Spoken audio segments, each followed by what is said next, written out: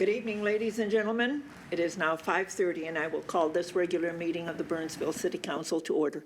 It is our tradition to stand for a moment of silence, followed by the Pledge of Allegiance, and we invite you to join us.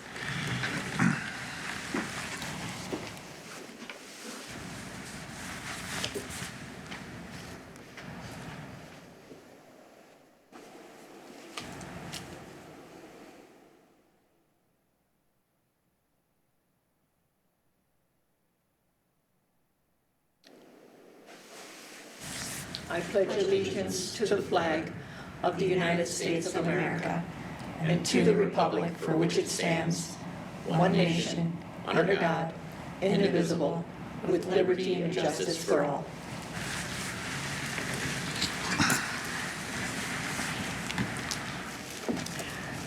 Tonight's meeting is being conducted in person and online. All council members are in the chamber along with our staff.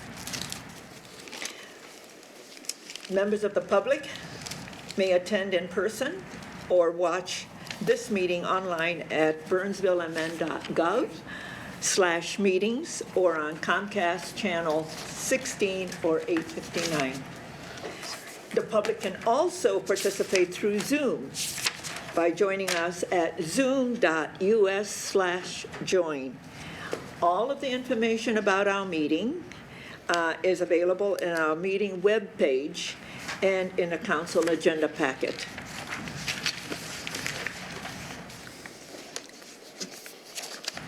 The next item on the agenda is announcements and proclamations, and we have two proclamations this evening.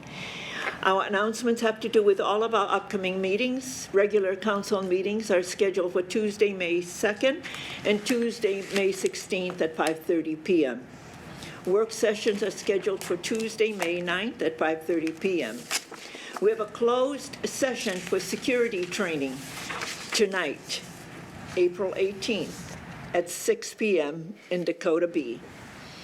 We also have a special work session, and it is our quarterly roundtable, and that's on Tuesday, April 25th at 6 p.m. in Dakota B.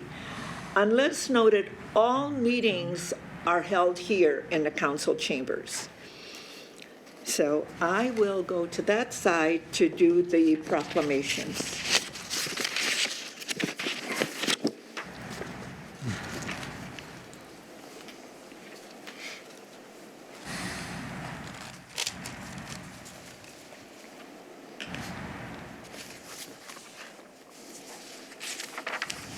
I will do the Earth Day and Arbor Day proclamation first, because the other is that we're going to want to make sure that we have a picture with the executive director of our Experience Burnsville.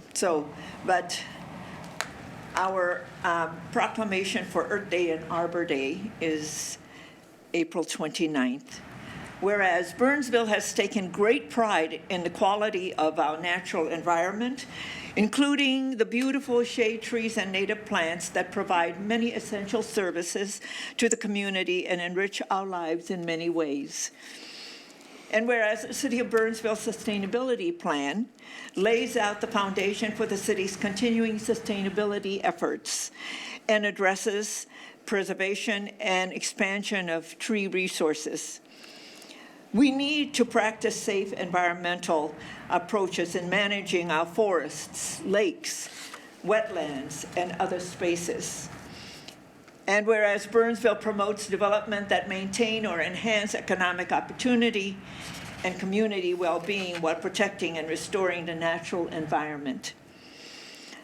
And whereas the purpose of the Earth Day Arbor Day celebration is to emphasize the importance of preserving our natural environment through sustainable activities such as recycling, waste reduction, and resource conservation. Whereas Burnsville recognizes the need to protect and preserve the beauty of our community by promoting good stewardship of our natural environment for future generations. Now therefore be it resolved that I, Elizabeth Couts, Mayor of the City of Burnsville, on behalf of the City Council, do hereby proclaim April 29, 2022 as Earth Day and Arbor Day in the City of Burnsville. In celebration, the city hosts an annual community tree sale at the end of April.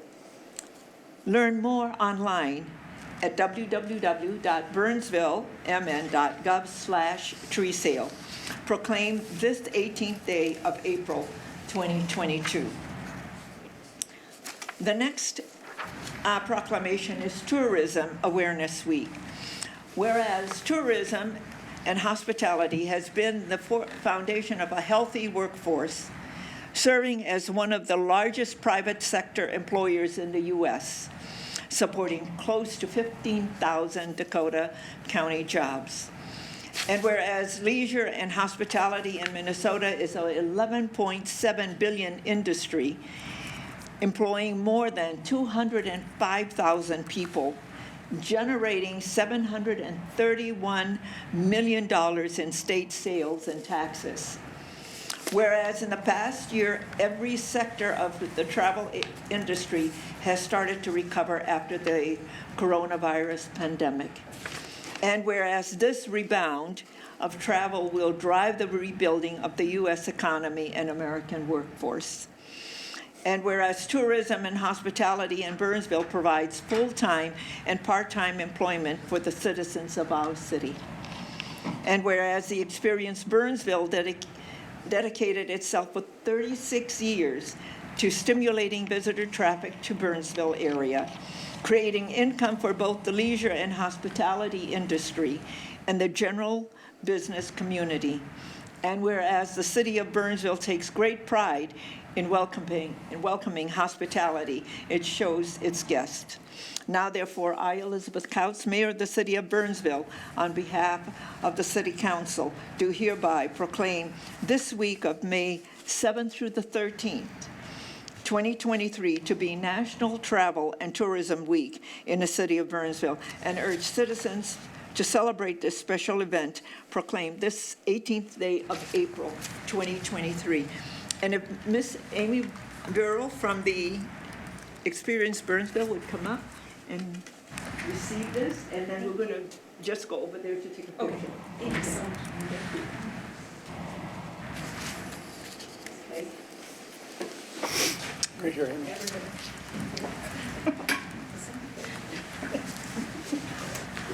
Yes. You have to be able to see personally.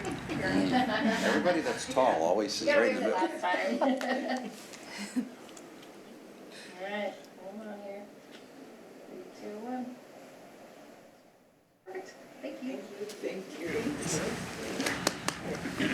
Yay! I had choice.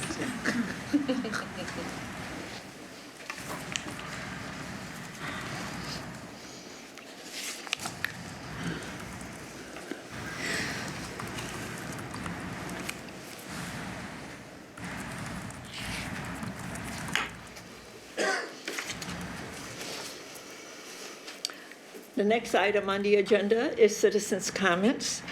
This is the opportunity for anyone that would like to address the council on an item that is not on a printed agenda and not an application form that will be coming before us at a future date. Is there anyone in the audience who wishes to address the council? Anyone in the audience? Mrs. Collins, anyone on Zoom? No, Madam Mayor. Okay, thank you. We will then move on. The next item is for emergency items only. This is additions to the final agenda, and it's only for emergency items. City Manager Lindberg, are there any emergency items to come before the body? Nothing from staff, Mayor. Members of the council? Thank you. We will then move on. The next item on the agenda is the consent agenda. This is a group of items that's considered to be routine and will be enacted by one motion. However, an item on a consent agenda can be removed for a separate discussion and vote. Is there anyone in the audience who wishes an item to be removed for a separate discussion and vote? Anyone who wishes to remove an item? Mrs. Collins, anyone on Zoom? No one online, Mayor. Okay. City Manager Lindberg, Any item from staff to be removed? Nothing from staff, Mayor. Thank you. Members of the council, may I have a motion to adopt the consent agenda, please? So moved. There is a motion Second. and a second. All in favor, please say aye. Aye. Opposed, say nay, and a motion carries. Thank you. We now will move on to the regular agenda. And the first item on the regular agenda is item 5A, and this is a public hearing, and this is a resolution adopting the 2022 Code Enforcement Assessments. Presenting this evening is Christopher Forsland. He's our licensing and code enforcement coordinator. Mr. Forsland. Good evening, Madam Mayor and Council. Tonight is the public hearing for the 2020 assessments for code enforcement. A little bit of background on this is our city policy 5020 provides for recovery of costs associated with any code enforcement services. Those code enforcement services may be reinspection fees, costs for abatement like grass mowing, and administrative citation fees. The city is allowed to assess these fees by state law and recover some of the costs for our code enforcement services. Part of the process is prior to any of these fees or fines being assessed, we work with property owners who have had any code violations through sending them notices, letting them know what the corrective actions were, what we needed them to do prior to those fees and charges being assessed. And when they're not corrected or continue, then we perform additional inspections or, again, additional services such as mowing. The timeline for 2022 this year, we basically took the whole year from January 1st to December 31st and put it into one for this year. So that's a little bit different. We did send initial notices out on February 8th. We sent final notices out on March 24th, and we also had an open house in City Hall here for any of the affected property owners to come in and try to answer any of their questions they may have or to resolve any of those expenses. We had nobody show up at that hearing or open house. The public hearing here is to provide any opportunity for owners to address any questions, concerns with those costs. This last year's 2020 assessment total charges are $2,090. That's a little bit less than what we originally had. We had some late minute payments come in, and I suspect it may even drop a little bit more before that.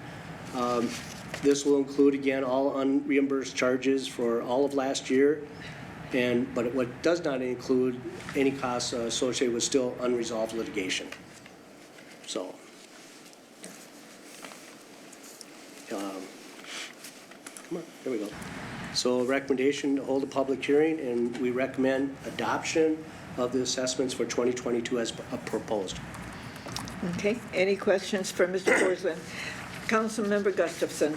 Correct me if I'm wrong, but this seems like the lowest one I've ever seen come through as unfair assessments. And that's a whole year's worth? It is. Yeah, Okay. everybody is complying. They've gotten used to what we're doing. We've, I think, reached out a lot more to, everybody's still recovering somewhat, and I think that's had a difference. Yeah. Thank you. Well, it's also great that you all are doing great neighborhood services, Thank you. because that's what we're here to do, is to educate and to help. Yeah. So very good. Anything else? Any other questions? Okay, thank you. This is a public hearing. I will now open a public hearing. Is there anyone who wishes to speak to this item? Anyone who wishes to speak to this item? Yeah, this is for code enforcement. Yes, please give us your name and address for the record. Okay, it's Ron Olson, 13202 James Avenue South, Burnsville. Okay, I was wondering, these special assessments, are these complaints by the tenants, or is it just city enforcement? Mr. Forsland. It's probably for general code enforcement, it would include rentals. Without knowing the specifics of the case, I can't answer that one 100%. So you can't tell me if it's the tenants complaining or if it's you just trying to enforce code? Well, tenant's complaint don't necessarily result in a violation. It has to be verified first. Yeah, and I'm asking you, is this due to tenant complaints? It could be, But you don't know. not without going through the specific case. Don't you think you should know? We have many cases. We have hundreds of cases. But I'll be glad to look it up if you'd like. Yeah, I'd like you to look it up. Okay. And what was your address again? 13202 James Avenue South. Yeah, I can look that up Burnsville. afterwards. And some of that is also neighbors complaining. Right. Yeah. So those are some of the things that, Okay. how that comes to our attention. So Okay, and Mr. Forsland, we'll talk with you and we'll take a look at your particular record. Yeah, I'm not involved in any of this, but I'm just, it's more for, I'm just wondering if it's tenants or if the city, you start off with this rental license that started off $100, then it goes up, and then you're coming in and doing inspections, and the cost just keeps going up. Councilmember Schultz. So I have a question because perhaps two issues are getting Yeah. conflated. So what this is so like I live in my house and I didn't cut my grass. And my neighbor narcs on me and they come over and they're like, yes, Kara, shame on you, no grass cutting. And then I get a fine for it. So this is not specific to rental properties. This is more things like you left your garbage can out, you got peeling paint, like those kind of things just throughout the city. It's not specific to rentals or not rentals. It's just Yeah. like Okay, in okay, general. that clarifies it. Yeah, Okay, yeah, all you right, bet. yeah. Yeah, this is something altogether different. That will come up, and then you can speak when the rental licensing item comes up. This is Okay. not rental license. This is enforcement for assessments. Okay, Yeah. All right. Come back up when it's that subject. okay, thank you. Yes. Just a point of Okay. clarification, Thank it does include some apartment properties. Yeah, but Burnsville it's just Apartments not- is listed, but but it's not. but it's just not rental. about Right. rental license. It's a separate issue. Yeah. Yeah, that's coming up. Okay. Okay, Thanks. thank you. Is there anyone else who wishes to speak to this item? Mrs. Collins, anybody on Zoom? No one online, Mayor. Okay, all right. I will now close the public hearing. Members of the council, your pleasure. Move to approve? Councilmember Workman makes the motion. Second. Second by Councilmember Gustafson. All in favor, please say aye. Aye. Opposed, say nay. And the motion carries. Abstain. One abstention. Thank you. The next item is also a public hearing, and this is a resolution vacating a portion of Cliff Road right-of-way for Kramer Mining and Materials. Presenting is our city engineer, Jen Deserud. Mrs. Deserud. Good evening, Madam Mayor, members of the council. So this will be a public hearing tonight. I have a short presentation. So Kramer Mining Materials, located, a portion of their site located where I've located on the map, has requested a vacation of right-of-way. So we received an application making this request. And the request is to vacate this Cliff Road right-of-way that is over the top of their private road. In doing their research with title companies, the city, the county, it was not determined how this came to be, and so this is really a cleanup item from probably the 60s whenever it was acquired for right-of-way. But the city is not maintaining that road, and it's gated, so we don't even really have access to it. But there is a water main that we do need to have a utility over. So we're vacating the right-of-way, but we are retaining a utility easement to cover just the utility that we have. So the staff recommendation is to approve the vacation of right-of-way, dedicate the easement, with the condition to dedicate a utility easement over that existing utility. We don't anticipate any utility relocations, but if some were to be determined or found, then it would be, if relocation were needed, it would be at the applicant's cost. Okay. Members of council, any questions for Mrs. Desrude? Okay, thank you. This is a public hearing. Is there anyone who wishes to speak to this item? Anyone who wishes to speak to this item? Mrs. Collins, anyone online? No one online, Madam Mayor. Thank you. Members of the council, your pleasure. Move to approve. Mayor. I would close the public hearing. Oh, close the public hearing. Members of the council, your pleasure. I'll move to approve. Second. There's a motion and a second. All in favor, please say aye. Aye. Aye. Opposed, say nay, and the motion carries. Thank you. The next item is to order the Heart of the City Trail connection from Pleasant to Pillsbury. And presenting this evening is Mrs. Jen Desrude, City Engineer. Mrs. Desrude. Yeah, so we are looking, I'm going to do a short presentation on this trail project as well. In our multimodal plan that was before the council in October of 2021, and our Heart of the City Public Space Guidelines that was also before the City Council in December of 2022, we show a proposed connection in the location south of the Real Life Co-op, north of the ISD 191 property between the Pleasant and Pillsbury. So we have an existing sidewalk network. Everything in blue is an existing sidewalk. And we also know that we have a couple of apartment buildings that are under construction right now. So the villas were approved at 135 units, Concord Flats at 162 units, and then we have the Gateway Housing Second Edition plat that the council approved, where they're proposing approximately 111 units, all in that sort of triangle-shaped piece. So just looking at it from the perspective of using the existing sidewalk network, a new resident to one of those apartment buildings, the red dot shows how they would get to Nicollet Commons Park from their apartment building. And it's not very straight or direct, but that's how they would, using the sidewalk network on city public sidewalks. The yellow dot is, I think, the more direct route, and what people will tend to do, we believe, is just cut right through the property, that green space on the south side of the Real Life Co-op. So in July of 2022, a couple of the residents with the Real Life Co-op and I met to talk about the concerns of people cutting through, dog walking happening, people cleaning up the dog waste, things like that.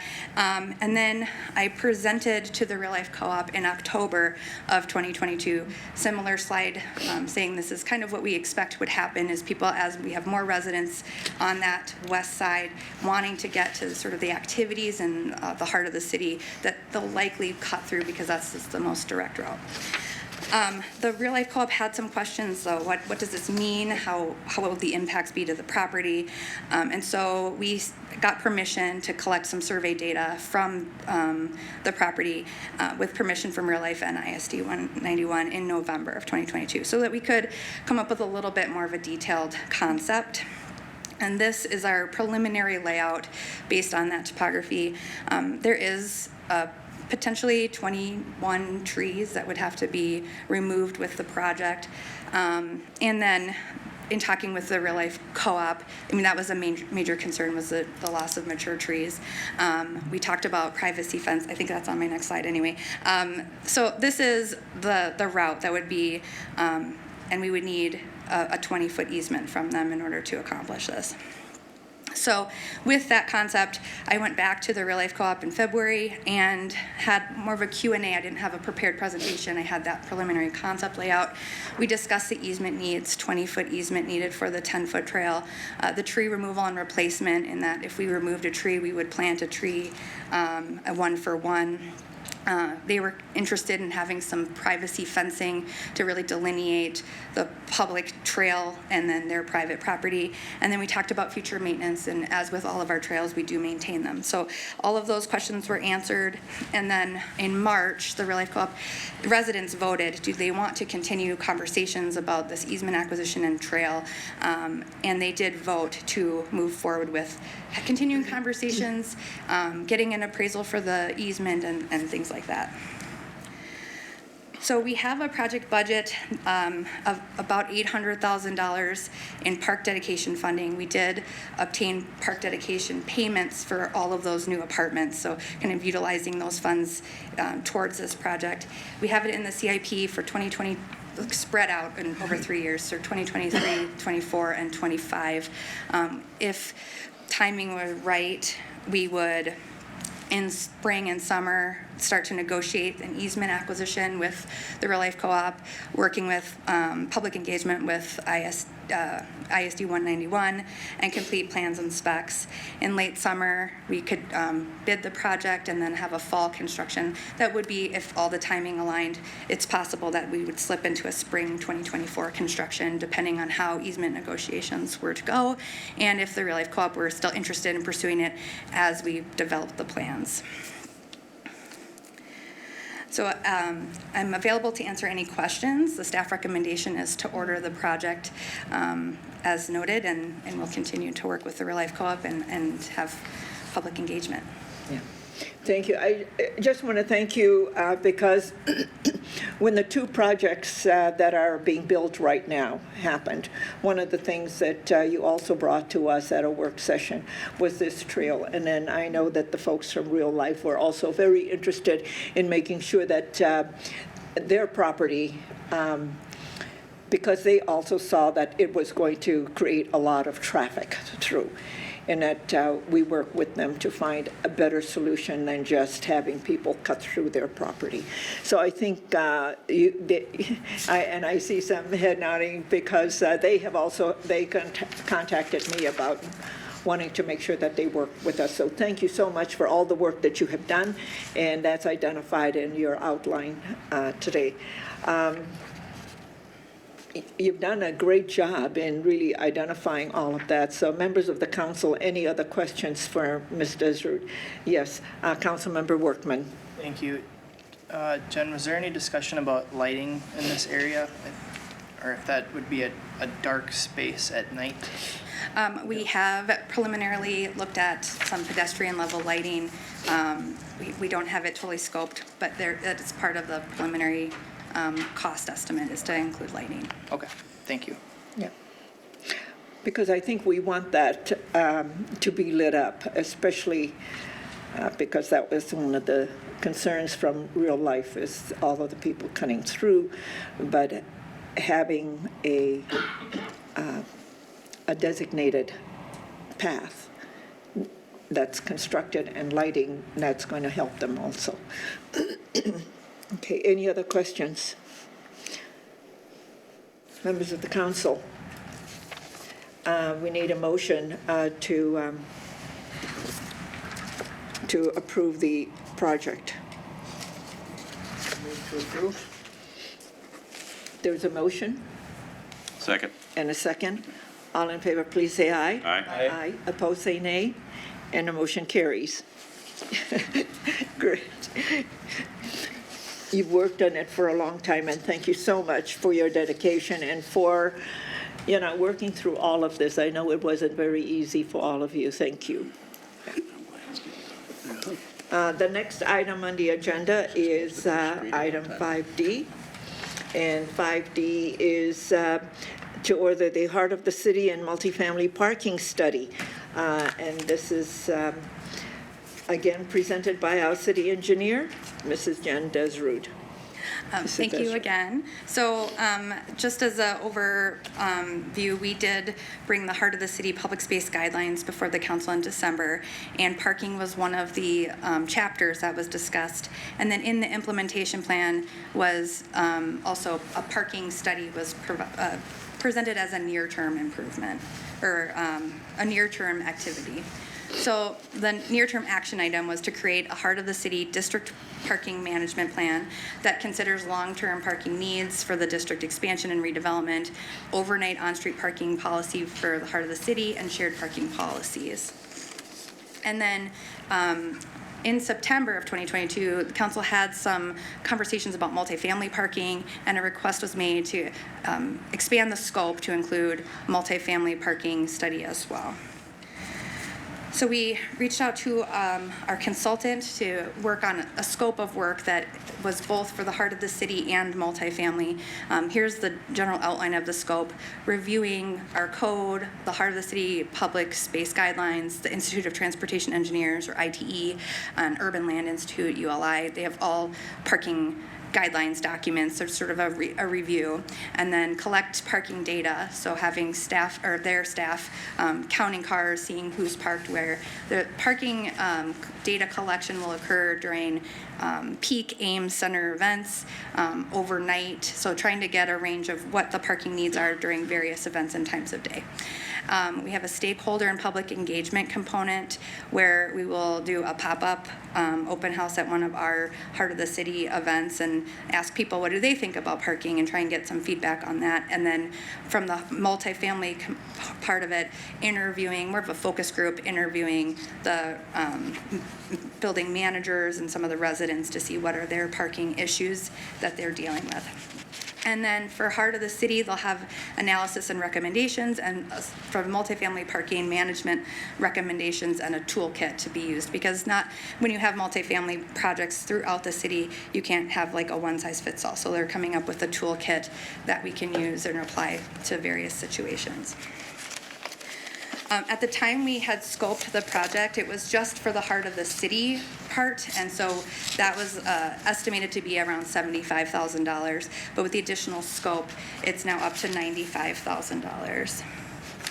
So the staff recommendation is to order the Heart of the City and multifamily parking study and adjust the project budget from $75,000 to $95,000. Okay. Any questions for Mrs. Desrude? Okay.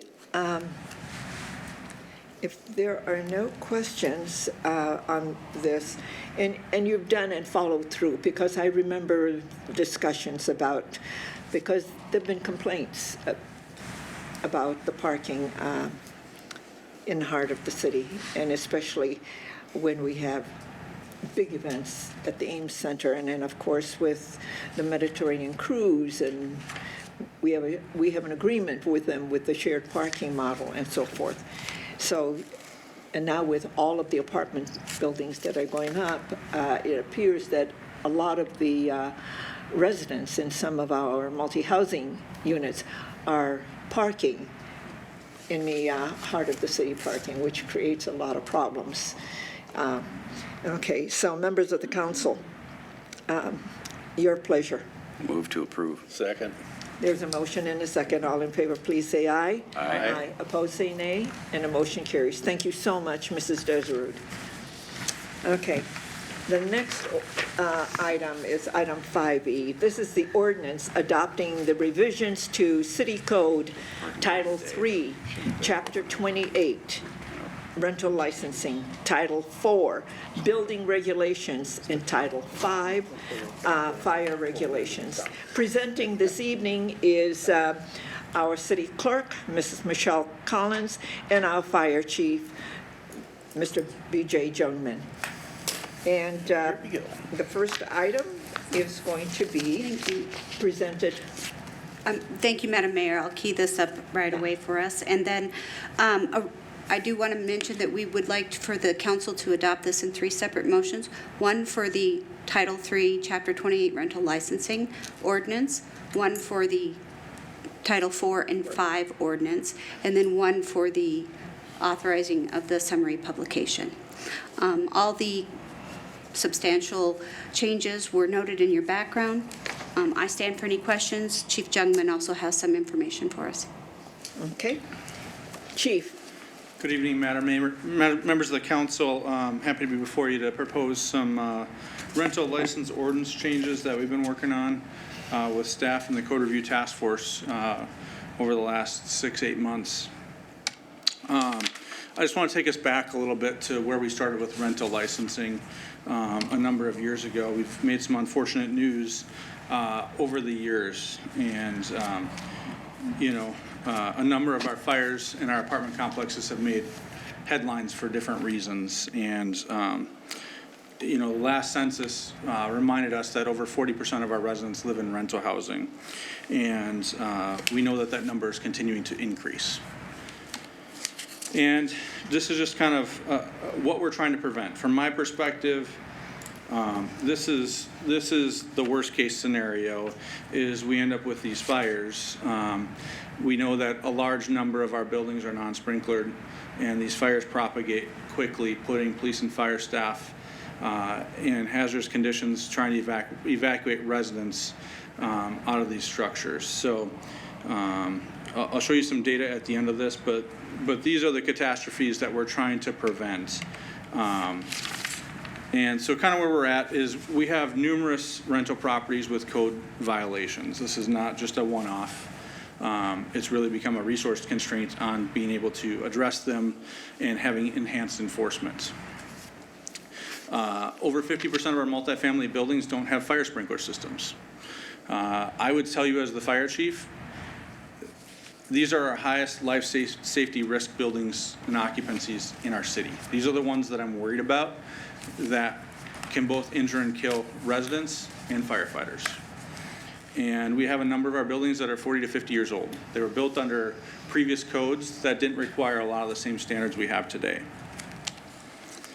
When we look at the historical challenges we have here, there's 5 things that stand out to me.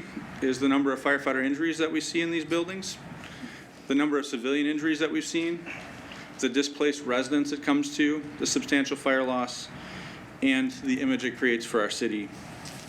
And really, the proposal tonight is really about caring for our community, our residents, and our staff.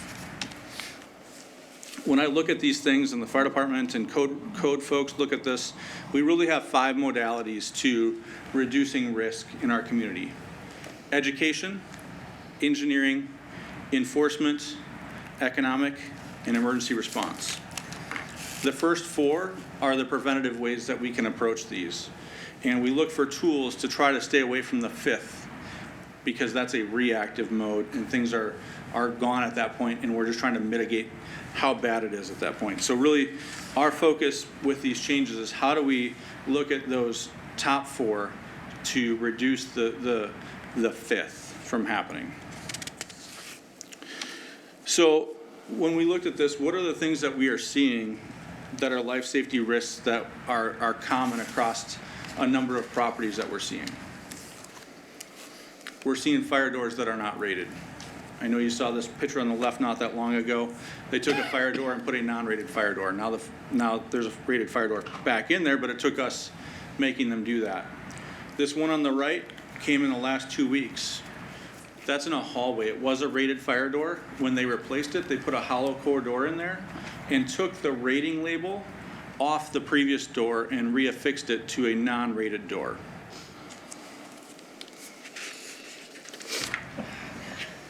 We have doors that don't latch. I know all of you have seen post-fire buildings.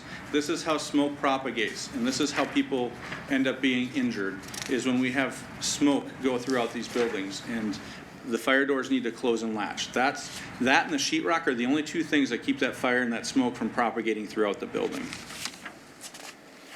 We have doors without closers. Again, simple things that can be fixed. Sheetrock that's not intact. Again, one of the 2 things that keeps fire and smoke from propagating and injuring more people.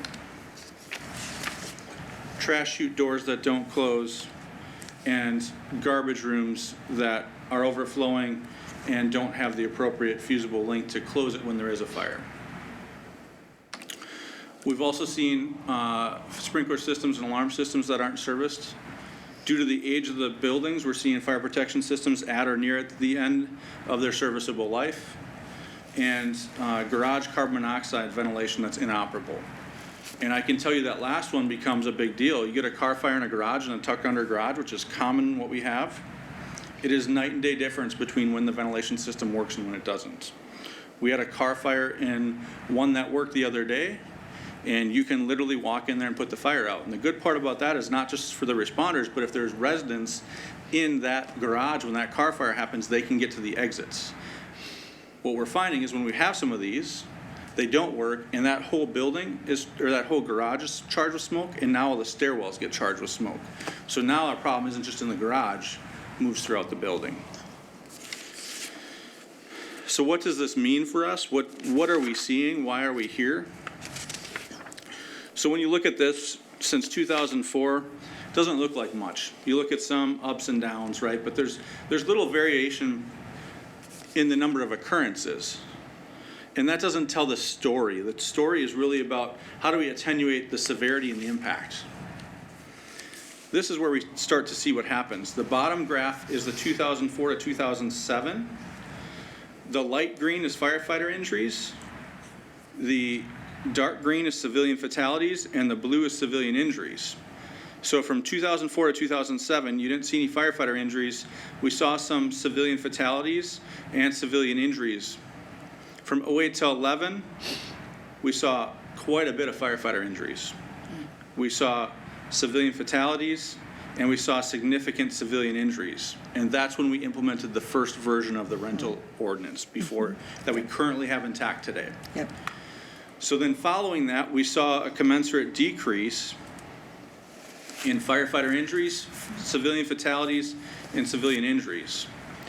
Now what's concerning to me is when we start to look at the last 6 years and 7 years, we're starting to see that trend go up on civilian injuries. And my concern is as we start to see that civilian injury trend go up, it starts to introduce the risk of civilian fatalities in these buildings. So I think it's important that we consider that as we're looking at these reforms, because we want to get ahead of these things. We don't want civilians injured or killed. We don't want firefighters injured or killed. We don't want to put anybody at any undue risk.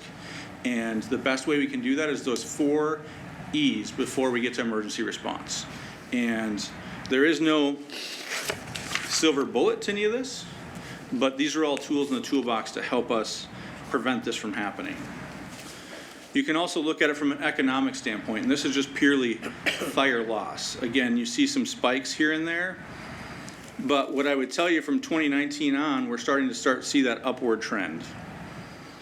And I don't think that that's a one-off from some of these violations I've seen in the responses that we've gone on. So what I don't want to get us back to is that pre-2012 level where we're seeing significant property and contents lost. Chief, Councilmember Schultz has a question. Okay, so you're starting to see some rise in contents and property in the 2022. Could you Correct. go into a little more detail over what that is and why that is happening? Well, I mean, it's due to the fires, right? And more significant fires. So what you see here is, if you remember back to the original number of fires, so what we're seeing when we start to see the bigger losses, we're having more fires that are uncontained, right? So that's when we start to see them propagate beyond room of contents, and they start to go as we may see failures in systems. If you recall last year, in 2022, we had a fire in an apartment building where the fire alarm system didn't sound, right? That thing got way beyond before anybody contacted us about that fire. So we're starting to see some of these critical failures that are allowing fires to get farther before we get to them. Okay, that's what I was looking for. So it looks more like more units are being affected per fire in a multifamily living arrangement. Correct. Is that a correct That's correct. characterization of the trend you're seeing? That is correct. Thank you. Yep. So within this ordinance, staff recommends, with support from the Code Review Task Force, 4 kind of pillars here. The first is to license individual managers, and again, like I said, not a one of these, and not everything we're going to do with the rental license ordinance is going to fix everything, but it's about giving staff the tools in the toolbox to use the right tool in the right situation. And why licensing managers is important, it'll require them to have education every year. We in the past have provided education at our manager meeting and have encouraged that, but not necessarily required it. It gives the council the ability to suspend or revoke it, and without affecting the residents that live there. And I can tell you, we've had some less than desirable property managers that just go from one property to the next, and you watch that property fall into disrepair and start to have problems. It used to be a fine property, then that manager comes, and now it's a problem.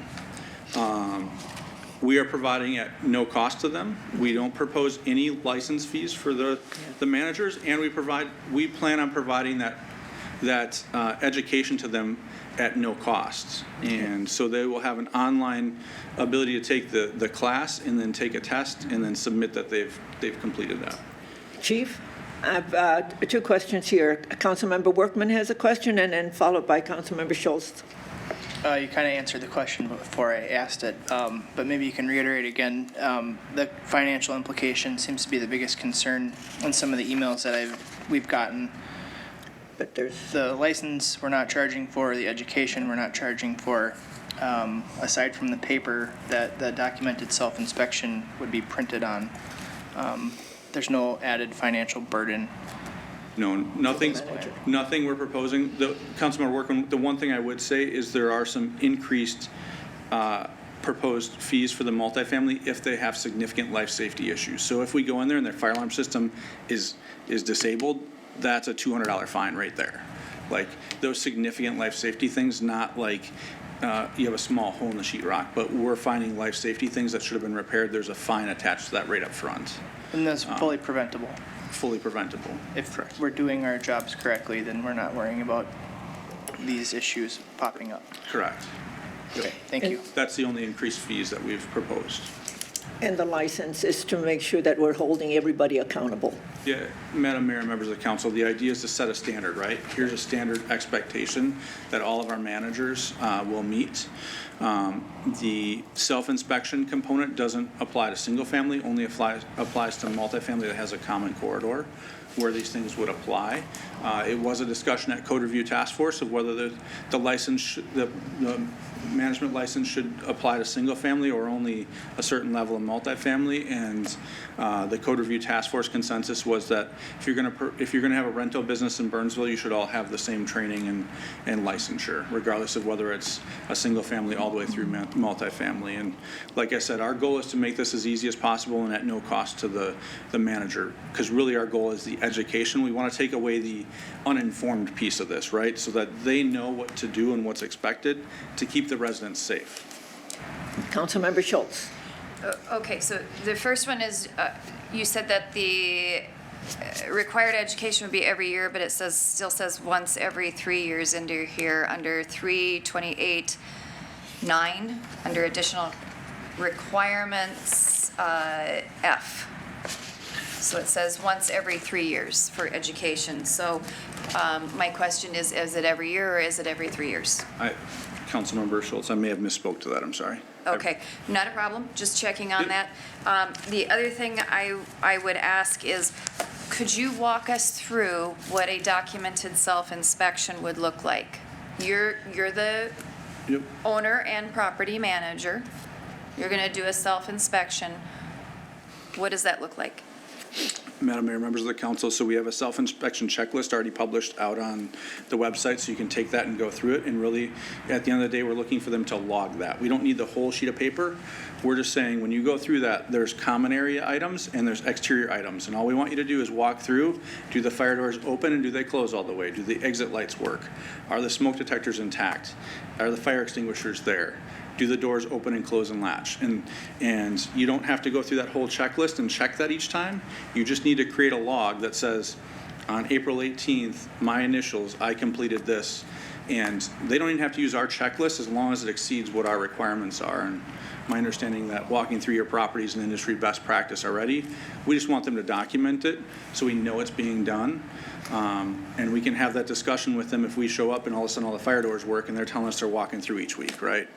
And it gives us another opportunity to connect with them and say, are you really doing this, right?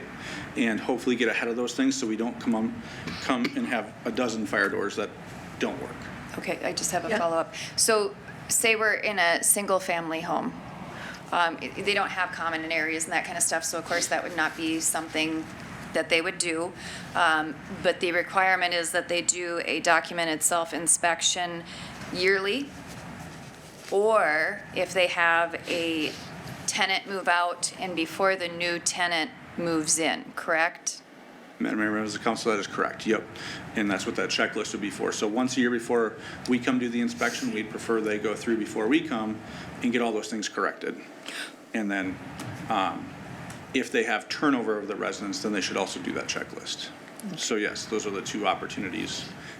Okay, so now Go I'm ahead. a little confused on that. So it's not just a documented self-inspection, it's also an inspection by city staff? No. Madam Mayor, members of the council, so the self-inspection is required when someone moves out and someone moves in, right? They're supposed to do the self-inspection. Okay. Annually, every 3 years in the single family, we do the inspection. Before we come to do that every third year inspection, that's when we would want them to do it. They need to do it at least once a year, but we would recommend that they do it so we don't show up and find that the smoke alarms don't have batteries in it, right? Like, it's prudent for them to do it. The requirement just says once a year. We would just hope that they would align that. And I know Mr. Forsland's folks recommend that they do that and give them that information of like, hey, we're coming out, here's where the self-inspection checklist is. So single-family homes currently are inspected by the city every 3 years? That is correct. So there's nothing changing on that? Nope. It's the same as it was? Correct. Thank you. Yep. Okay. Councilmember Gustafson. Thank you. Hi, Chief. Can owners of property be property managers? Madam Mayor, members of the council, they can absolutely be property managers. So you got a couple that owns a home or two in Burnsville, and they can be their own property manager. They just need to take our continuing education. Yep. And that's at no charge. That's at no charge, online.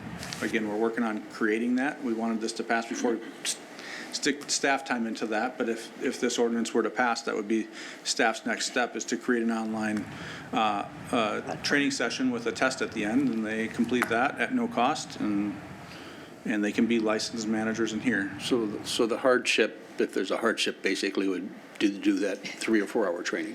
Correct. Madam Member of this council, that's correct. And that's every year or every 3 years? Every 3 years, I'm sorry, I misspoke. No, that's fine. I'm glad you got it, because. Yeah. Okay. Councilmember Keeley. Thank you, Madam Mayor. Thank you, Chief. Some of those photos did bring back some bad memories of a current situation that you've been working through. I like the idea of licensing the managers for free with the free training, because it is all about education, but that automatically holds them accountable because they're now read in, they're educated, they're trained. That can only benefit a lot of things for the residents. And this is all about, to me, this is all about the safety of the residents. Those people who choose to live in these multi-tenant apartment buildings, it's their home, it's their sanctuary, it's where they go back every day from their work, their jobs, and the pressure, and they need to know that they're living in a safe building that isn't at a high risk of a fire or other things, mold, right, mildew, and things that we've seen in the photos. I also like, you pointed out something that really caught my eye, and that's raising the penalties for the violators. I have maintained since we started this rental licensing that we have a lot of apartment owners who are excellent managers, excellent owners. They rarely ever have anything. They address things instantly. They're proud of the properties. They're proud of having a safe, clean environment for their residents to come live. One would think in today's world of reviews that if you don't provide that you would have a hard time leasing out your rental properties. But we also know that countering that, we have a huge shortage of housing, affordable housing in many cases, or just housing selection. And so even the apartment complexes that are suffering from horrible conditions are almost fully leased. And that's unfortunate because they're being rewarded to be a bad player. Yeah. And so our job comes in to say, we're not going to allow that. And we have to put the tools in place to be able to do that. So I just want to see, I think the shift of the financial burden has to be even heavier on the violators. And the folks who run great operations, they should be inspected and have an opportunity to be inspected, but rewarded and acknowledged for their good performance without any additional fees. It's really, this whole thing is, we're having this discussion not because of the apartment complex that has no violations and runs a clean, great operation. It's because we have the exact opposite. We have apartment owners and managers running slumlord situations with horrible, as you showed in the picture.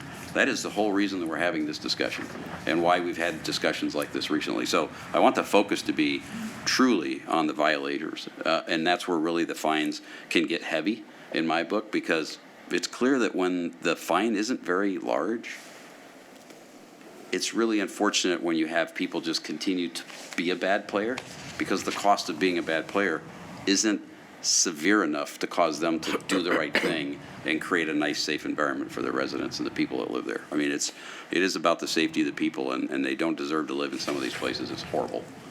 So I see what you're doing is all in the right direction to address these problems. Well, Councilmember Keeley and Councilmember Gustafson, if you recall, the residents of Country Village in 2011 had us as their last hope. Yeah. And they came here with their children, and they brought pictures. Not our staff, they brought the pictures of the conditions that they were living in. But our staff have been working with them for years trying to get them to comply. And then finally, we had to step in and shut them down. But then the burden of the relocation of all of those people, our staff did that work in partnership with the counties, both Dakota and Scott. And so here we are again. And I really do not want to go back to having to deal with 2011 and what we had to do with all of what we had to do. I mean, and to have those residents. And I can tell you, if the residents of these other buildings were told that we were having this meeting today, they would be here. Because they're the ones who come to us and say, you're our last hope. So. Well put, and you bring up a good point. Who advocates and speaks for the residents of Parkview? There's some that have stood up and reached out to us without fear, with fear, but strong enough that the repercussions and the retribution by management was not going to be worse than what they're living in right now. And it's not an easy thing to do. No. So for the folks of Countryview to step up, and some of those at Parkview and these other places who we're going to learn about, I understand, later on, that are kind of in the same boat. What national association group is actually advocating for them to have a safe living environment? Legal aid. No one. It is us. They're coming to us. And they're our residents. They rent from the multifamily housing folks. Right. But they're our residents. 40% of them live in Burnsville. They're our constituents. We're their last hope. I think ultimately, and close this out, it's really unfortunate that we're in this position. Yeah. I mean, I don't know how many cities have as many rental units as we do that are 40 and 50 years old, but it is those companies and those property managers who have allowed their properties to get to the point where we have this crisis situation for these residents. And it's unfortunate that we're here, but it's our responsibility to do what it takes to correct it and turn it around. And to your point, give you the tools to keep it from happening again. And education and a lot will help, and obviously really stiff fines. But again, to my other side, I think this is all great to address those problem folks. The people who run a great, clean operation, they deserve to be acknowledged for that and just have their properties looked at. But it's a whole different thing, right? They're not the problem. Yeah. Chief, Yeah, Madam Mayor, Please. members of the council, to that point is we wanted to take incremental steps because we do have some great operators in town. And that was the point of not putting a fee, making it online. How convenient can we make it for those folks that are running a good operation? Might provide some value of education for them, but we didn't want it to be over onerous. Obviously, with the issues we've had, we could have come up with a lot more restrictive things to propose. Of note, I would just tell you that the code review task force, it wasn't the consensus, but there was one or two folks on there that did propose having significantly higher fees for some of this stuff for violations, significant violations to the tune of $2,000. So to your point,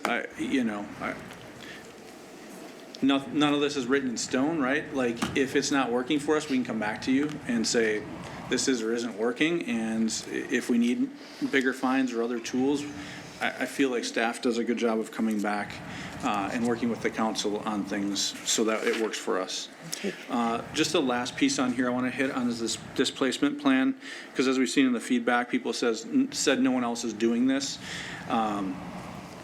Really, my hope here is that this helps us be prepared to respond and take care of our community. We've had a number of these incidents that we show up and we're displacing a number of residents in the middle of the night, in the middle of winter. And really my goal is to have like a simple questionnaire that they can fill out, kind of a framework to help them tell us what's available to these residents. Things like, do you have an immediate place that residents can go, such as a clubhouse or a community room? Will you provide food for the displaced residents? If so, for how long? Will you provide temporary housing for the displaced residents, such as hotels? And if so, how long? Will you place displaced residents in vacant units if it's available? And lastly, do you require renter's insurance? And there's a few follow-ups to that, because one thing we found out is a lot of these properties require renter's insurance, and they offer what they're telling people is renter's insurance, which is really liability insurance for the property. And folks have unfortunately experienced a loss, and then they go to find out that really they only have liability coverage and none of their contents or anything are covered. And by having that information, that allows us to be prepared. So when we show up, do I need to call Red Cross? Do I need to call Salvation Army? Do I need to look at a shelter? Because lots of times the local manager doesn't know these answers, and at 2 in the morning we might not be able to get a hold of the corporate person that can make those decisions. So knowing what to expect, because on many of these situations we've been told one thing and we're waiting for them to follow through on what they said they'll provide, and then they don't. So I would rather be prepared up front so that when our responders get there, we can care for the community in a timely fashion. That's the idea of a displacement plan, is what is available, what are they willing to do and not do, so that when we show up, we're prepared to help the community. Okay. Chief, Councilmember Gustafson has a question, and then followed by Councilmember More Schultz. kind of a statement, I guess. This kind of reminds me back in 2005 when we first did a rental licensing, and we didn't charge a fee for it. Nope. We had everyone sign up for it. Multi-housing actually signed off on it, on that whole thing. Part of what happened in those days, we did have education, we had our meetings, and we had a star system. And the good players, if they weren't getting violations, they weren't getting fines. And the ones that were there all the time, they were getting some heavy fines, and they escalated every time they got more and more violations. So I like the approach you're doing on this. I think that worked well for us for a while, but we didn't have any teeth in it. And that's why we ended up in 2011, I think it was, when we changed it to a much more strict rental policy. And I'm afraid that, again, because of bad players, unfortunately, and ordinances quite often come from bad players, that we're now looking at having to take it the next step again. I do like the free, I like the education that everyone gets, including someone that buys a house and wants to rent it, and just so they have an understanding, because not everyone that buys a house and rents houses understand what's all needed and all that. It's an interesting conversation. It's a national conversation that's going on.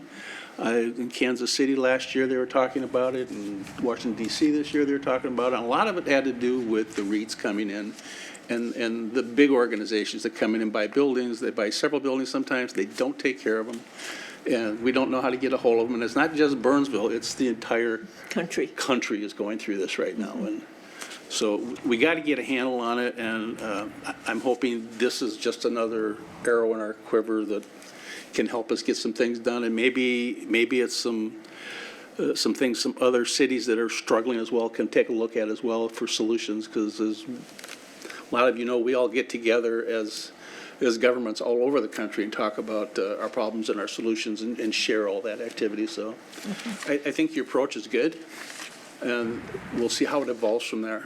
Okay. Councilmember Schultz.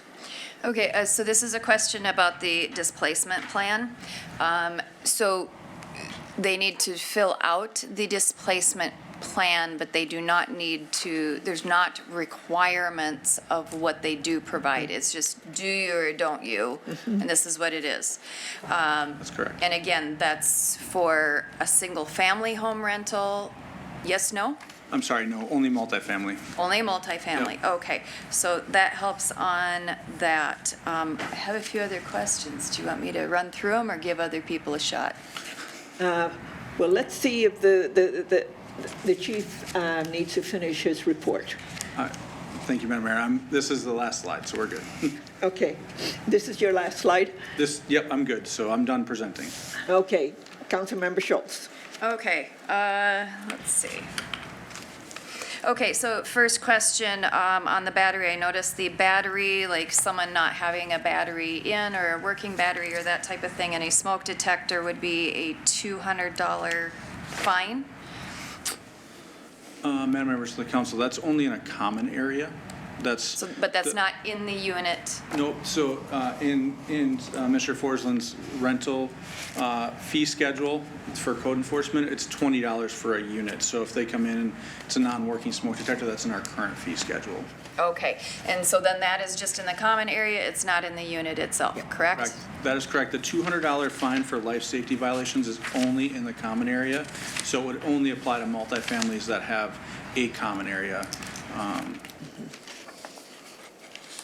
All right.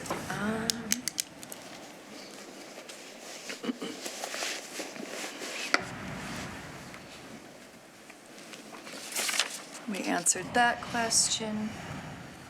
Could you explain to me what the background check is going to be looking at for the property manager? There's no background check.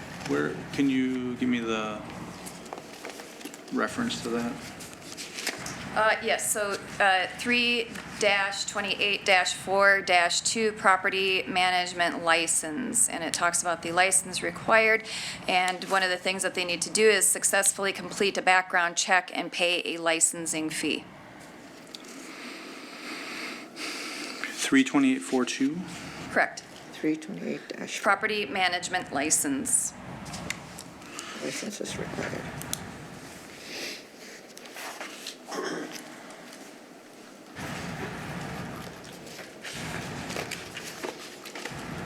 And that does talk about a licensing fee, so I had a question if that was in conflict with some of the other language, which was saying there's not a licensing fee. Yeah, Madam Mayor, members of the council, I don't think our intent was to have a background check, so I don't. Yeah. I don't. Mr. Shepherd, I don't know if you have any other context on that, but from what I recall, that wasn't our intent. That may have snuck by us, and there was not a license fee. So the council would have to adopt a license fee in the fee schedule, and we're not proposing any. Okay, so if we were to adopt, that would be something to strike. Correct. Yeah. Would be. I would agree. Yes. Yeah, Okay. because I'm. Okay, and then we get down to 3-28-6 license fees. There again, it says annual license fee. Licensee must pay an annual license fee for each licensed rental unit. And that is with the license fee for the property. That's not specific to the manager. That's outlined with the property rental license. That's not to the manager. Okay, and again, it's the same as it always was. There's no change. A single-family home has a current license fee. The only ones that don't are owner-occupied. Am I correct on that? That is my recollection. I'm trying to think if there's anything else. No, I don't. Yeah, it's only Yeah. rental. Mr. Shepherd, I see you agreeing with the chief. Yes. Okay. Okay, so I have a question under 3-28-9 additional requirements under G, which is a new one. License shall be conspicuously posted in any dwelling operating as a rental unit in the common area, or if it's, conspicuously posted where that, that most tenants can view it. If I am renting a home, I do not want your crap on my wall. That's unreasonable. That seriously is unreasonable. People are renting a single family. They're renting homes that look like that because they want the feel of a home, not an apartment. That's unreasonable. So that posting, I believe, is unnecessary. Let's see.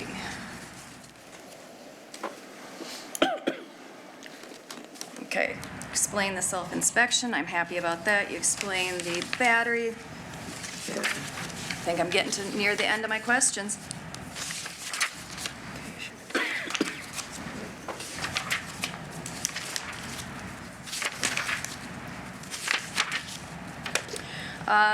Let's see. Okay, so 4-2-7 design standards under swimming pools. We're not on that. Is that a separate? That's the next That's the next one, ordinance. sorry. Wrong one. Oh, well, it was still under agenda item 5E title. They're both. Both ordinances are 5E. Yeah, Okay, so we will that, adopt this and then we go into, yeah. thank you. Okay, then that is the end of my questions and I thank you very much. Mayor and council, may I just make a comment just to make sure Yes, that Mr. Shepherd. when we're talking about, eventual approval of this ordinance, we are going to be striking the license fee that we discussed under the property management and the background check. So you would be approving it with that. Okay, Strict. so the amendments will be included. Yeah. Yeah. Okay. Chief? Mayor, that's all I have for a presentation. I appreciate the time. Councilmember Gustafson? More thanks, Chief. What is our procedure for inspecting multifamily homes? Madam Mayor, members of the council, our code enforcement inspectors go through each unit every 3 years, so they do a third at a time. So a third of the individual units every year. And then if it has a common area, there's a fire inspection of the common area every year. How do we get to the inspection? How do we get to the inspection? Do we just show up at the building? Oh, yes. I'm sorry. Notice. It's getting late. Madam Mayor, members of the council, those are all scheduled inspections. These are not surprise inspections. The only way we would show up under a surprise inspection is if we had a complaint, we may show up to go investigate it. Or if, for example, our crews are out on a call and notice something egregious, they're going to address it right then and there. But the license inspection is a scheduled inspection that works for both the licensee as well as our inspectors. So they know when we're coming? Absolutely. Do they know what we're looking for? Absolutely. There's a self-inspection list that's published out on the website for them. Okay. Yep. So it's not a surprise if they know we're going to look at Oh, so they just wanted your title. doors and all these different things. Okay. I just want to talk about the fine for a minute. Okay. Is that something we just fine them if we find something when we go there, or is it they get fined if they just don't take care of it after we've been there? So the, Madam Mayor, members of the council, there's an additional fine in the common areas for egregious life safety issues that they get fined with the violation right up front. So if the fire alarm system doesn't work or they've shut off the sprinkler system, we can fine them for that life safety violation right up front. So they can get the violation to get it repaired, but there's also a financial penalty to those, what I would call egregious violations. Okay. All right, thank you. Councilmember Schultz? Okay, I'm just clarifying our procedure. So what we're looking to do, even though 5E is one item, we're going to do a vote on Title 3. Then we will talk about Title 4 and do a vote on that.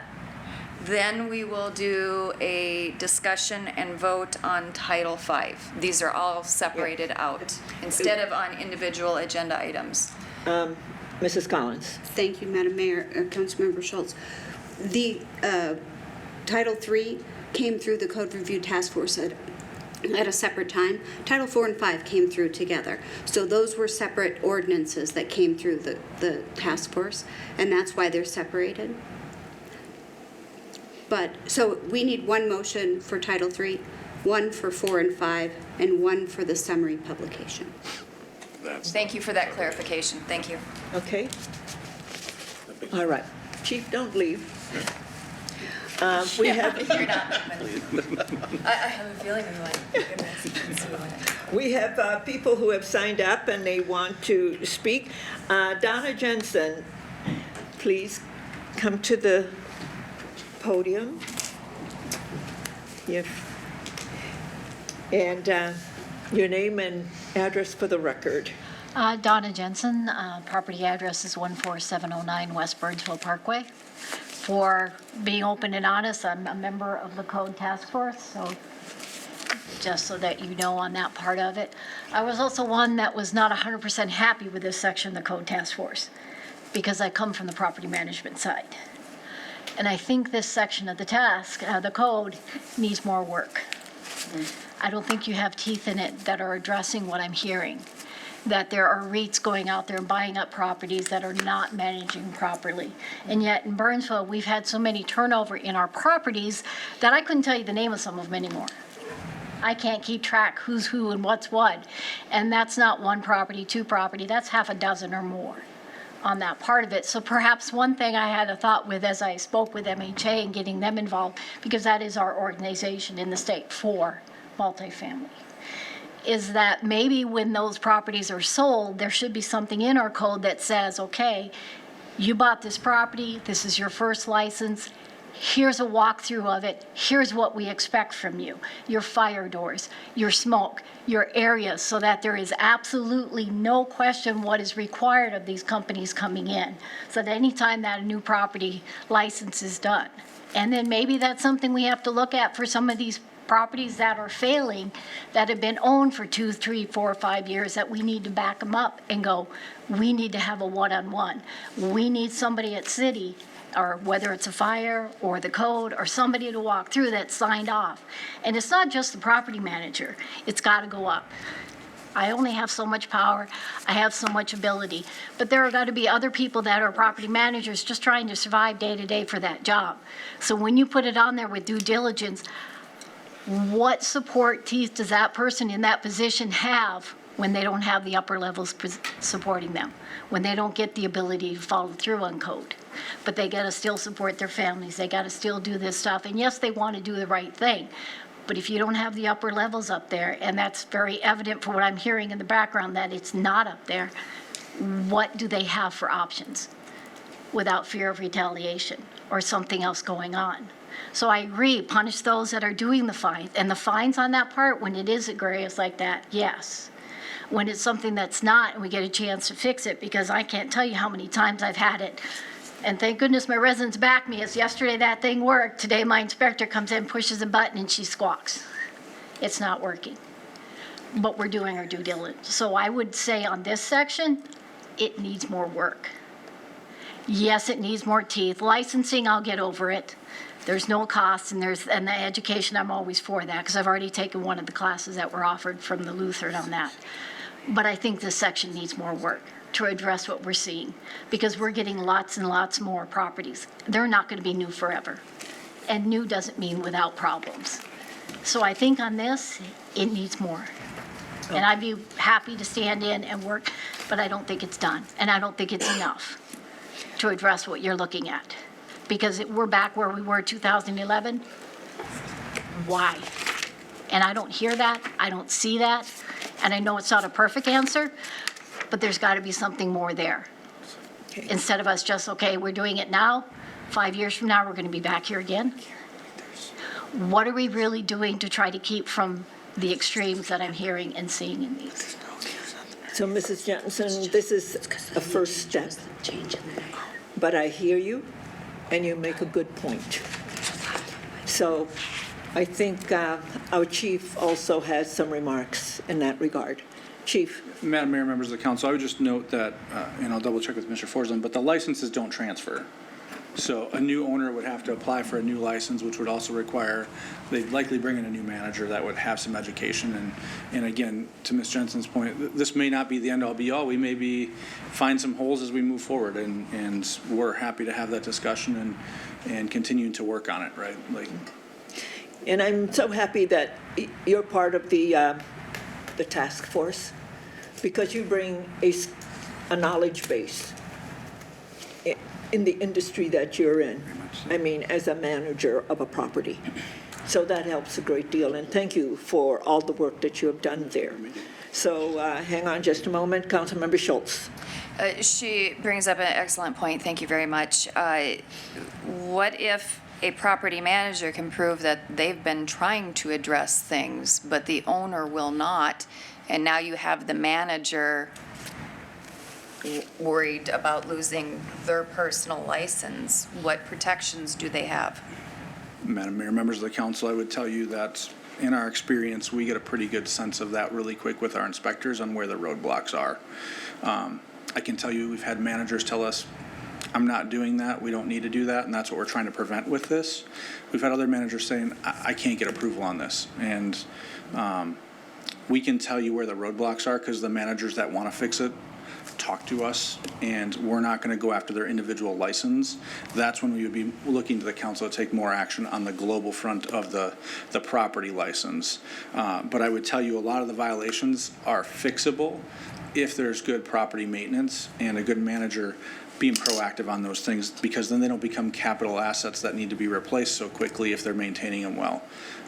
But yes, if they're trying and they can tell us and prove to us they're trying, we're not gonna bring any license action against the individual when they are doing their best and they're running into roadblocks. That's not their issue. We just want them to take the effort to try to fix it. It's not their fault when corporate doesn't approve it, because they all have limits on what they can spend and what they can do. And so when they're trying their best and they've moved it up the ladder, then we don't want to take any action against those folks that are trying to do their best. Thank you. Okay, Councilmember Keeley. Thank you, Madam Mayor, and thank you for your work. Government's run by those who show up, and you're always here. You do a great job. Thank you for all that work. You brought up a very good question. How did we get here? Earlier, Chief Jungwin cited that every year, a third of each of these apartment complexes are inspected, except for a period of time when this small little diversion called a pandemic happened, and inspections on sites got diverted, and it allowed things to continue to deteriorate that could have gotten caught. And I think that, today we have the ability to go everywhere and inspect, and we're starting to see lots of things that we hadn't had a chance to see in a couple of years. So I think your concerns are valid, and I'm very interested in more specifics of what you think this section needs and more work. At the same time, I want to give the chief and the inspection staff every tool they can as soon as they can, because the problem did get really bad during a period of time when inspections were challenging or not happening. And they may have had a valid excuse at the time for that, but not anymore, right? For at least not having the inspections done. And maybe Chief want to touch on what happened over the pandemic, just so everybody knows.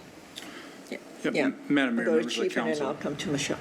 Madam Mayor, members of the council, during the pandemic, there were many properties that didn't want us in their property for reasons of not spreading the virus. So there was a period of time, and I think it speaks to the fragility of some of our properties when they fall off the radar, and kind of how close we are to the edge on some of those. So yeah, there were some properties that went a couple of years before we could get into them during the pandemic, until, like you said, in the past year. Now we're kind of back in full swing, but now we're kind of seeing the full view of what happens.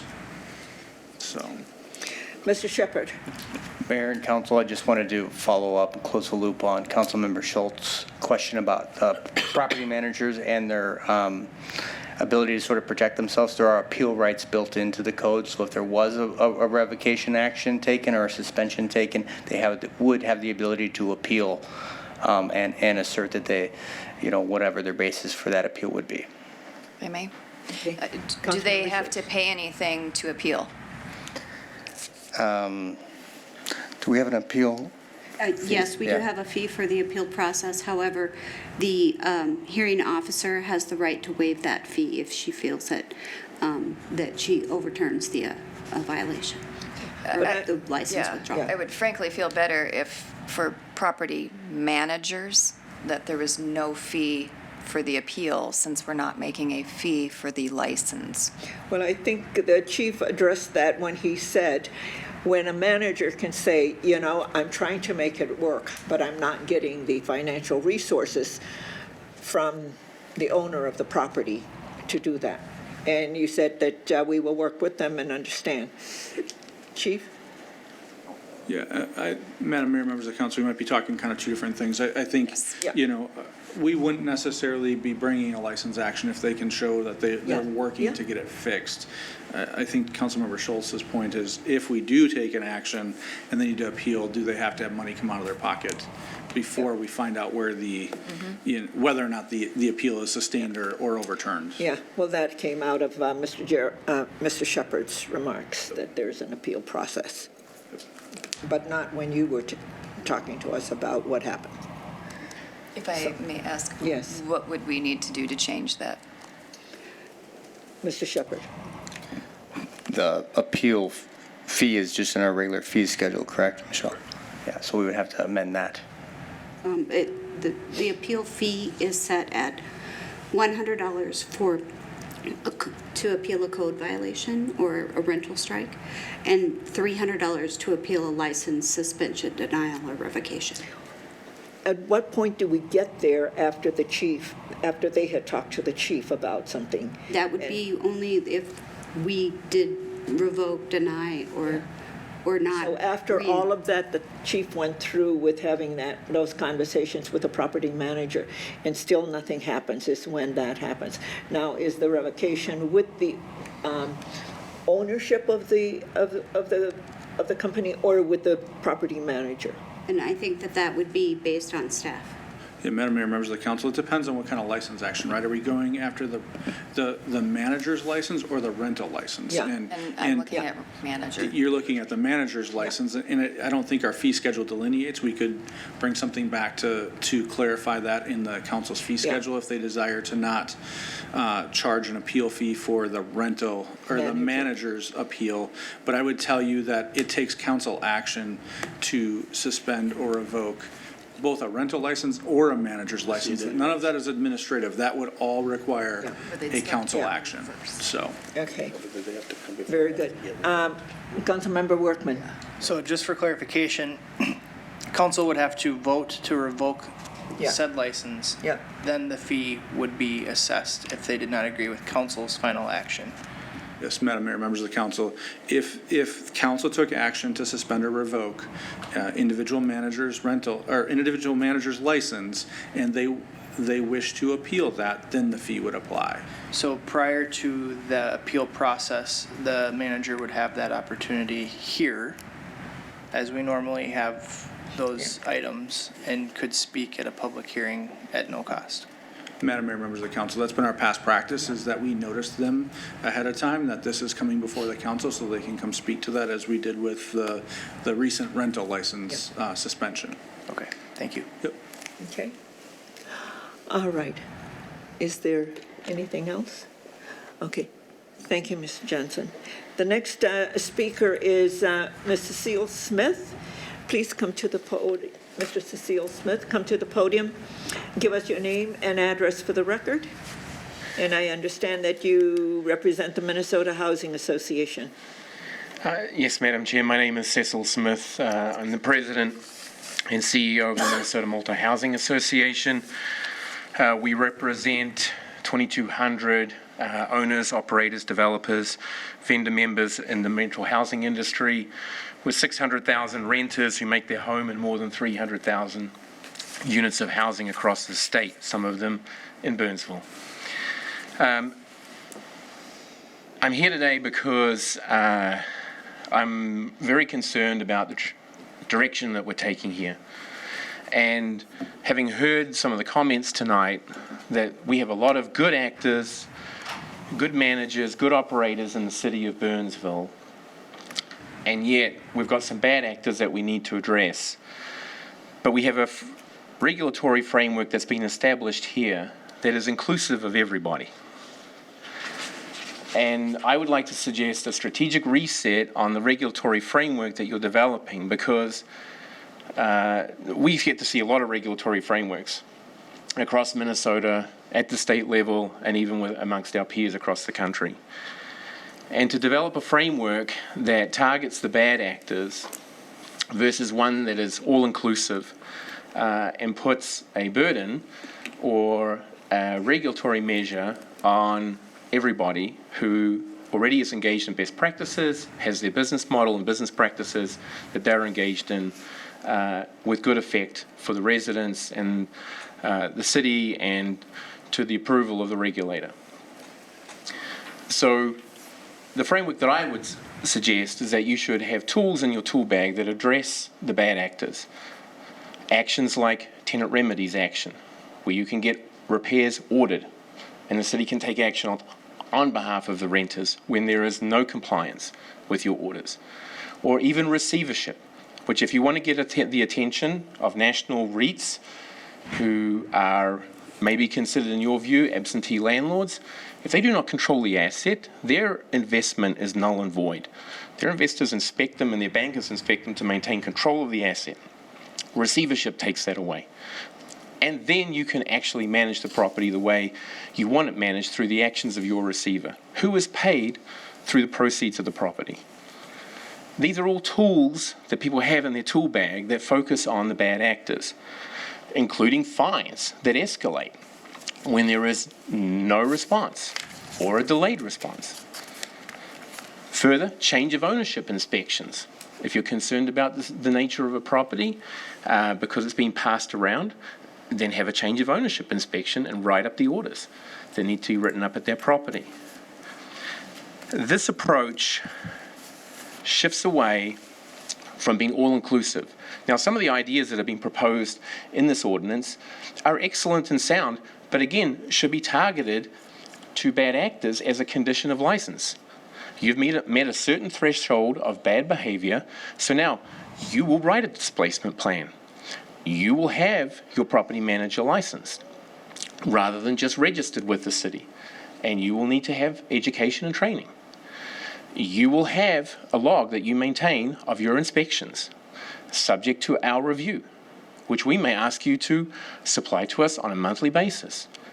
This kind of scope and approach narrows the actions of the city to bad actors rather than including everybody.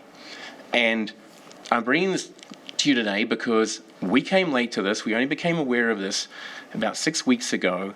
And even a week ago, we weren't even aware that this was going to be on your agenda tonight for final passage.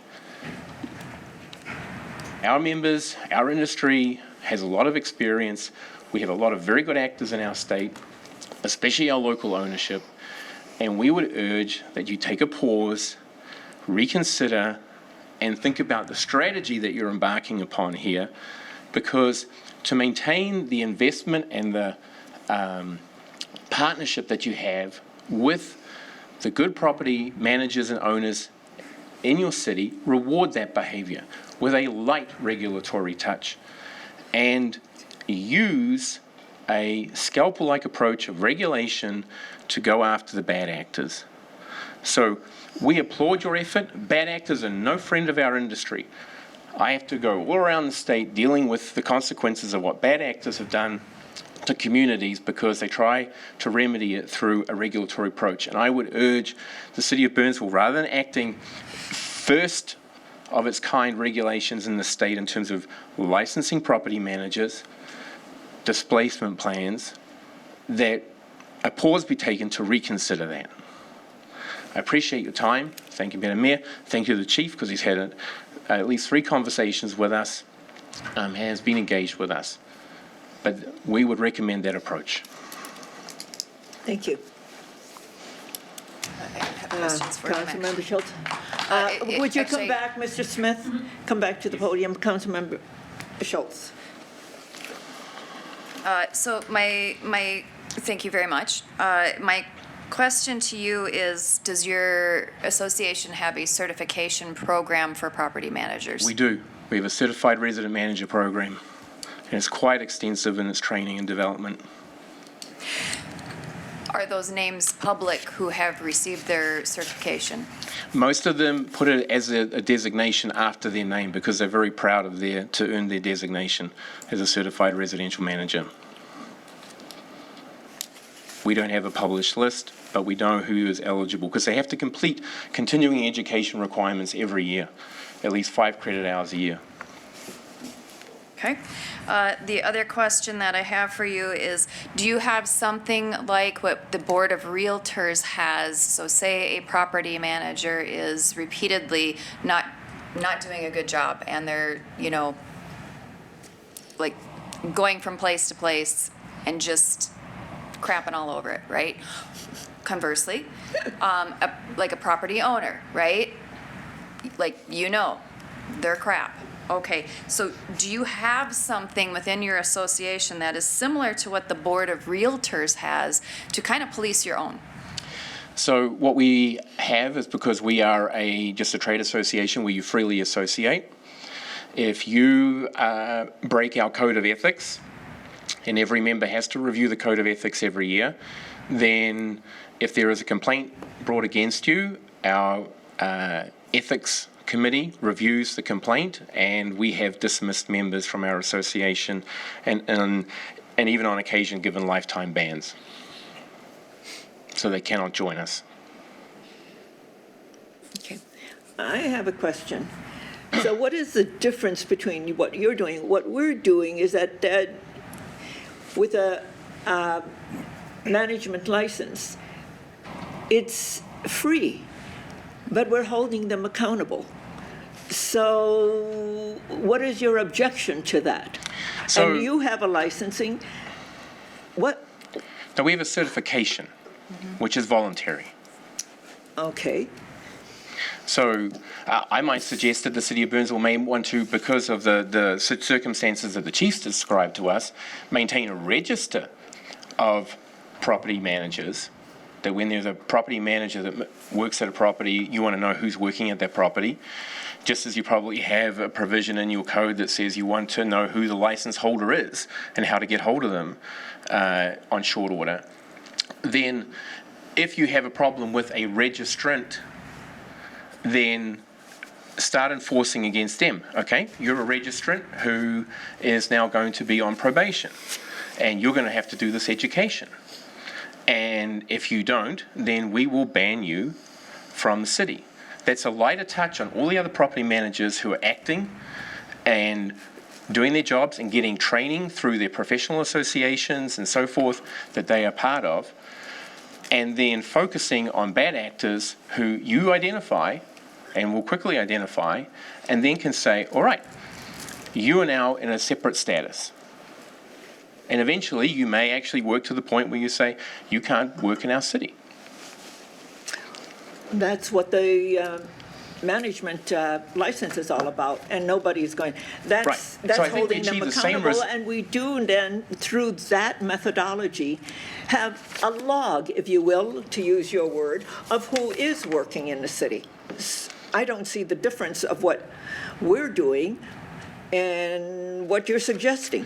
So registration versus licensing is a lighter touch. Registration, you have a registry and you maintain a registry, versus licensing where, up until a moment ago, we assumed that there was background checks, so that seems to have gone away all of a sudden.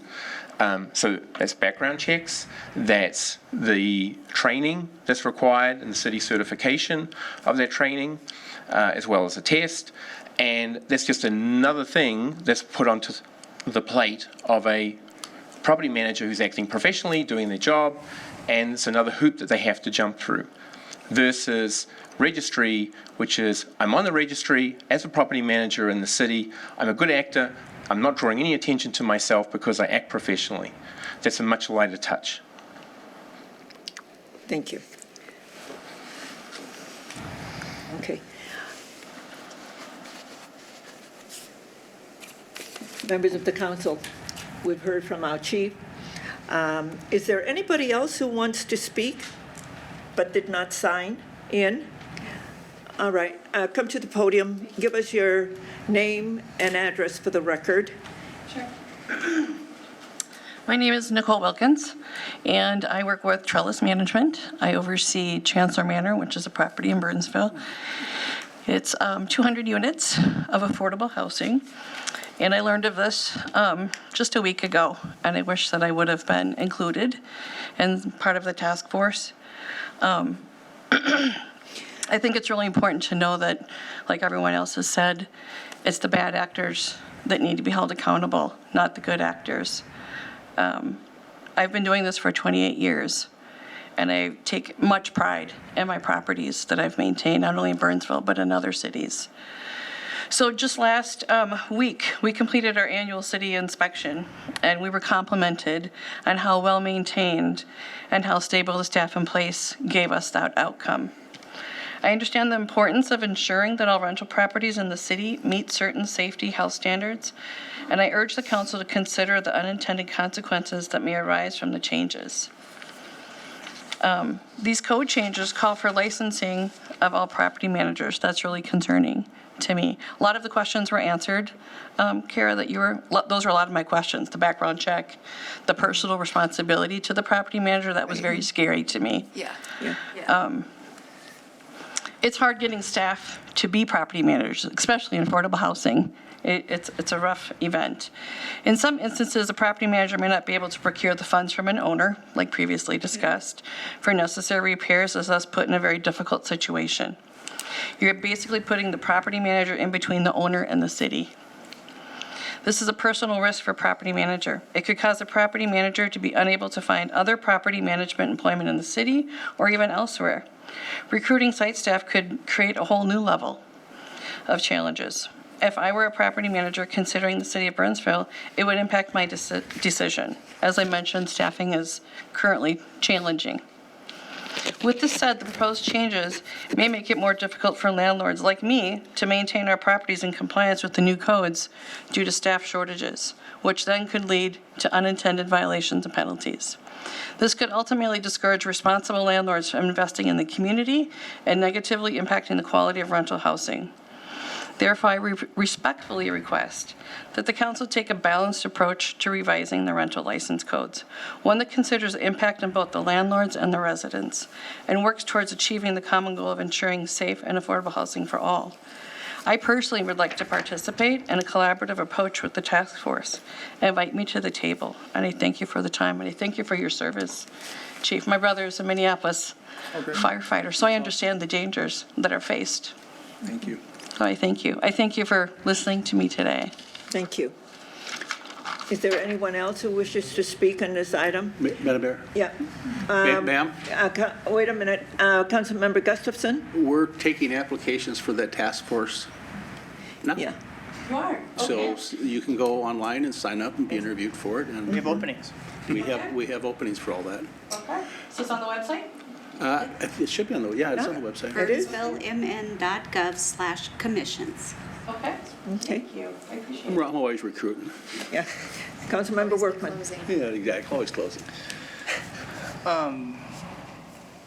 I think there was some logical things said by the gentleman from the Housing Association. And I do like the idea of a stepped approach here, maybe starting with a registry and then moving up to formal action. I'm not saying that that's the direction that I'll vote for, but I think that there was some sound logic in that idea. And that assists in, I think, alleviating some of the tension that our staff might face with our good property owners. Because I think there will be some pushback to this. So I guess I wanted to get that out in the air, that I appreciate the feedback by the gentleman from the association. I think that seemed reasonable to me, but I'll let the discussion continue. Councilmember Schultz? So I have a question, and he spoke about write-up orders. Are you familiar with that process? The registry. No. Write-up orders. So a rental unit is just not fixing things. Like their fire door does not close. We've told them, we find them, it's not happening. It appeared, he was speaking about write-up orders, which would be, we would say, this has to happen by this date, or we arrange for someone to come fix your stuff and you are charged for it. Is that correct? Is that the Mr. correct Smith. process? Apologies, could he come up again? Mr. Smith?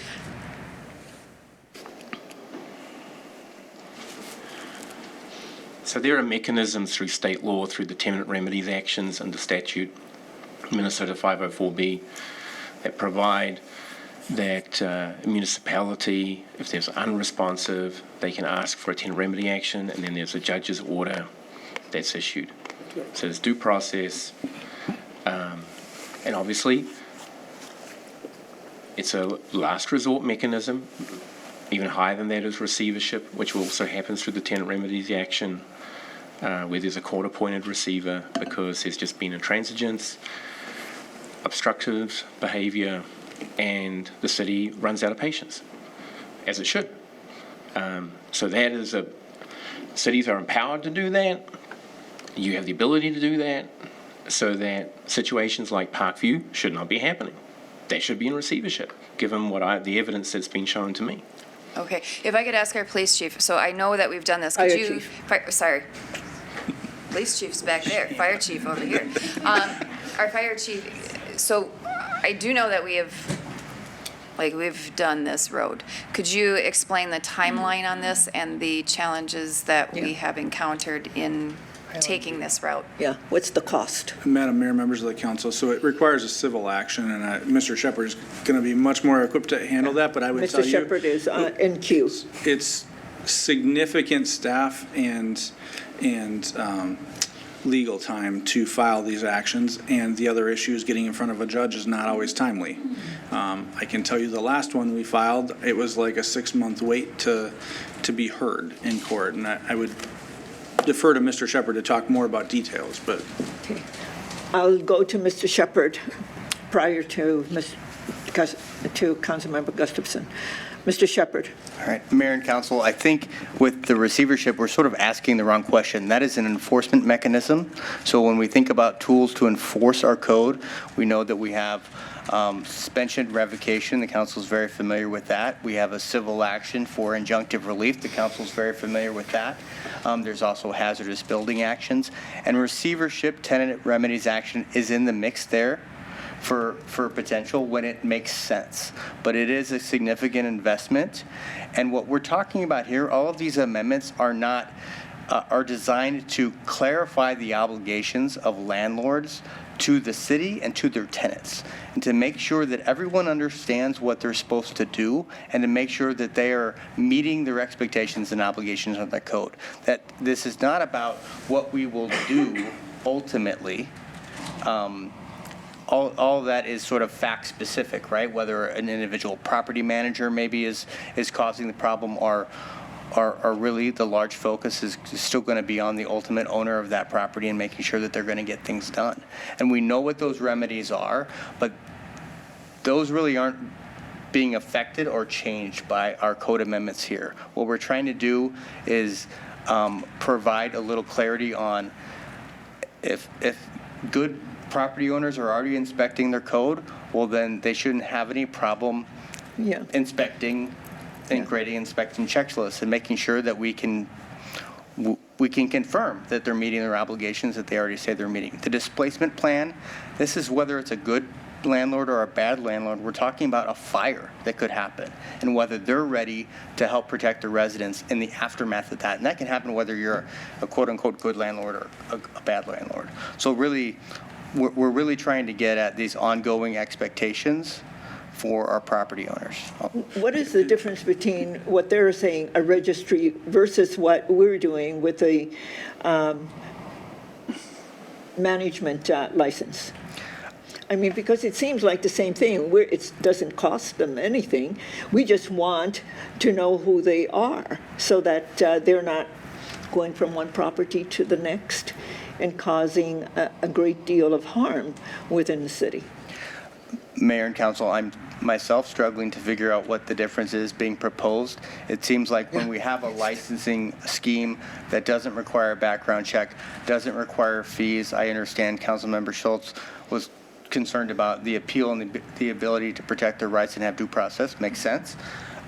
What we're really talking about is a hook to get that property manager to buy into our expectations and obligations. And I don't, to me, and the council can obviously make this choice, but I don't think that's a super onerous ask. And we know from our experience that the property managers do have an effect on how fast things get done and how property issues get addressed. And we know that from very recent experience. So that is sort of the backbone of the proposal that we've had. Yeah. Councilmember Gustafson. I'm on the task force as the liaison, as you all know, and I'm still learning a lot about this tonight even. Correct me if I'm wrong, but this almost seems like an educational ordinance. What you're looking for is that people take best practices training and they get licensed to do it. We don't charge them for any of that stuff. The landlord themselves for a displacement plan could actually say, we're not going to do anything if they have to displace, and that's going to be acceptable. So I don't know what's so hard on it, asking people to spend 3 to 4 hours a year or every 3 years to look at one of our classes and say, these are the best practices for running buildings in the city of Burnsville, and these are our expectations, and go from there. It doesn't seem that tough a deal. Yeah. Chief?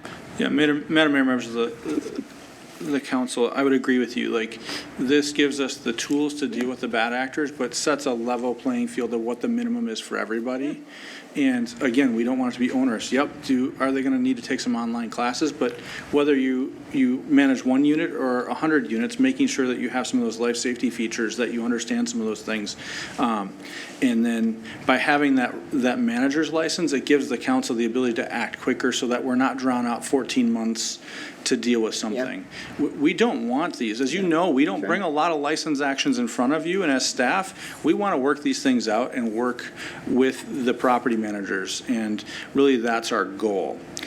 And if I could, Mayor, pivot back to what Councilmember Schultz's question was about the tenant remedies, is if my understanding, and Mr. Shepherd, correct me if I'm wrong, but once we were to get a court order that we could fix that fire door, for your example, the city would have to go get bids, get that fixed, and assess it back. Do the bid process. Yes, so then we are taking on the repair process. Yeah.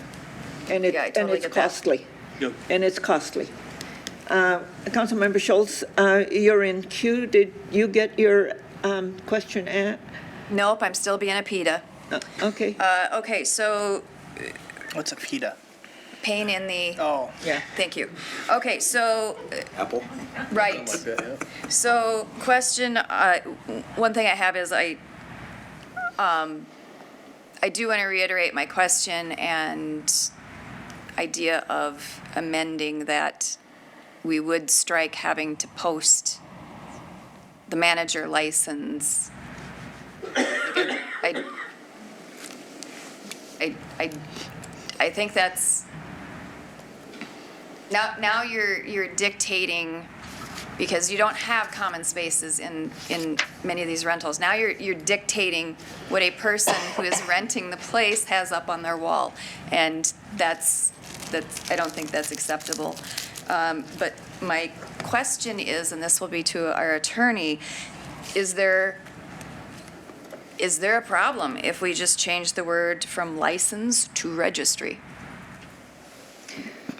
Mr. Shepherd and Chief. Mayor and council, yes, I mean, if we're just registering them and just taking note, then we don't have any regulatory hook. Yep. The license is to say you have to have a license to operate as a property manager in the city of Burnsville. If they do not comply with the obligations under the code, we have the ability to revoke or suspend that license. If they're just a registrant, there's nothing, there is not that hook, and so it doesn't matter whether or not, and there's nothing to do to sort of attack their license and therefore ultimately get the property owner to have a property manager in there that is going to take care of business. Okay, the reason why I asked that question is when it was asked before what the difference was, it was said that there was no difference. So that's why I was wondering if the issue is calling it a license versus calling it a registry. Councilmember Schultz, I think I was just struggling with looking at ultimately the why he was asserting that and what the ultimate goal was. I saying there was no difference in terms of like the actual how onerous it is on the individual to sign out to be a licensee. You know, to me, there's not much. You sign up, you take the class, you get a license, right? That's what I was struggling with as I was sitting there listening to the proposal. That's what I meant. Sorry if it was confusing. No, I get that. So the difference between like a registrant and a licensee would be on the front end, they take their 4 hours of classes every 3 years. They got to fill out the form so that they can be on a monthly basis. Be licensed, right? But they have to do a yearly self-inspection of the property or when property changes hands. And then the other difference is if you're just a registrant, you can't remove their license and remove their livelihood. But if they're a licensee, that is the punishment mechanism in it is, since it's a license, you can remove that from them and it affects livelihood ability within this career field. Do I have that framed correctly? I don't know that you have it framed from the city's perspective. It's not about removing their livelihood. It's about making sure that they're meeting their obligations under the city code. So, so their livelihood, so they would still be allowed to be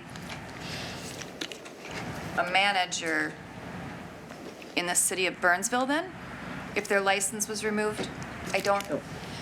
No, if their license is revoked, Right. They are not allowed to be a property manager In the city of Burnsville. in the city of Burnsville. That's correct. But the city is concerned about making sure that as a property manager, they meet their obligations under city code. If the property manager is meeting their obligations as a licensee under city code, they won't have any issues. Yeah. No, I totally get that. And the framing that I'm using is because I'm trying to reframe the concerns that I'm hearing from the audience and from our emails. So I'm trying to make sure that we're acknowledging that concern, right? Because I know what we're trying to do. And then I'm trying to make sure we understand what their concerns are, and so that, we're all getting on the same page.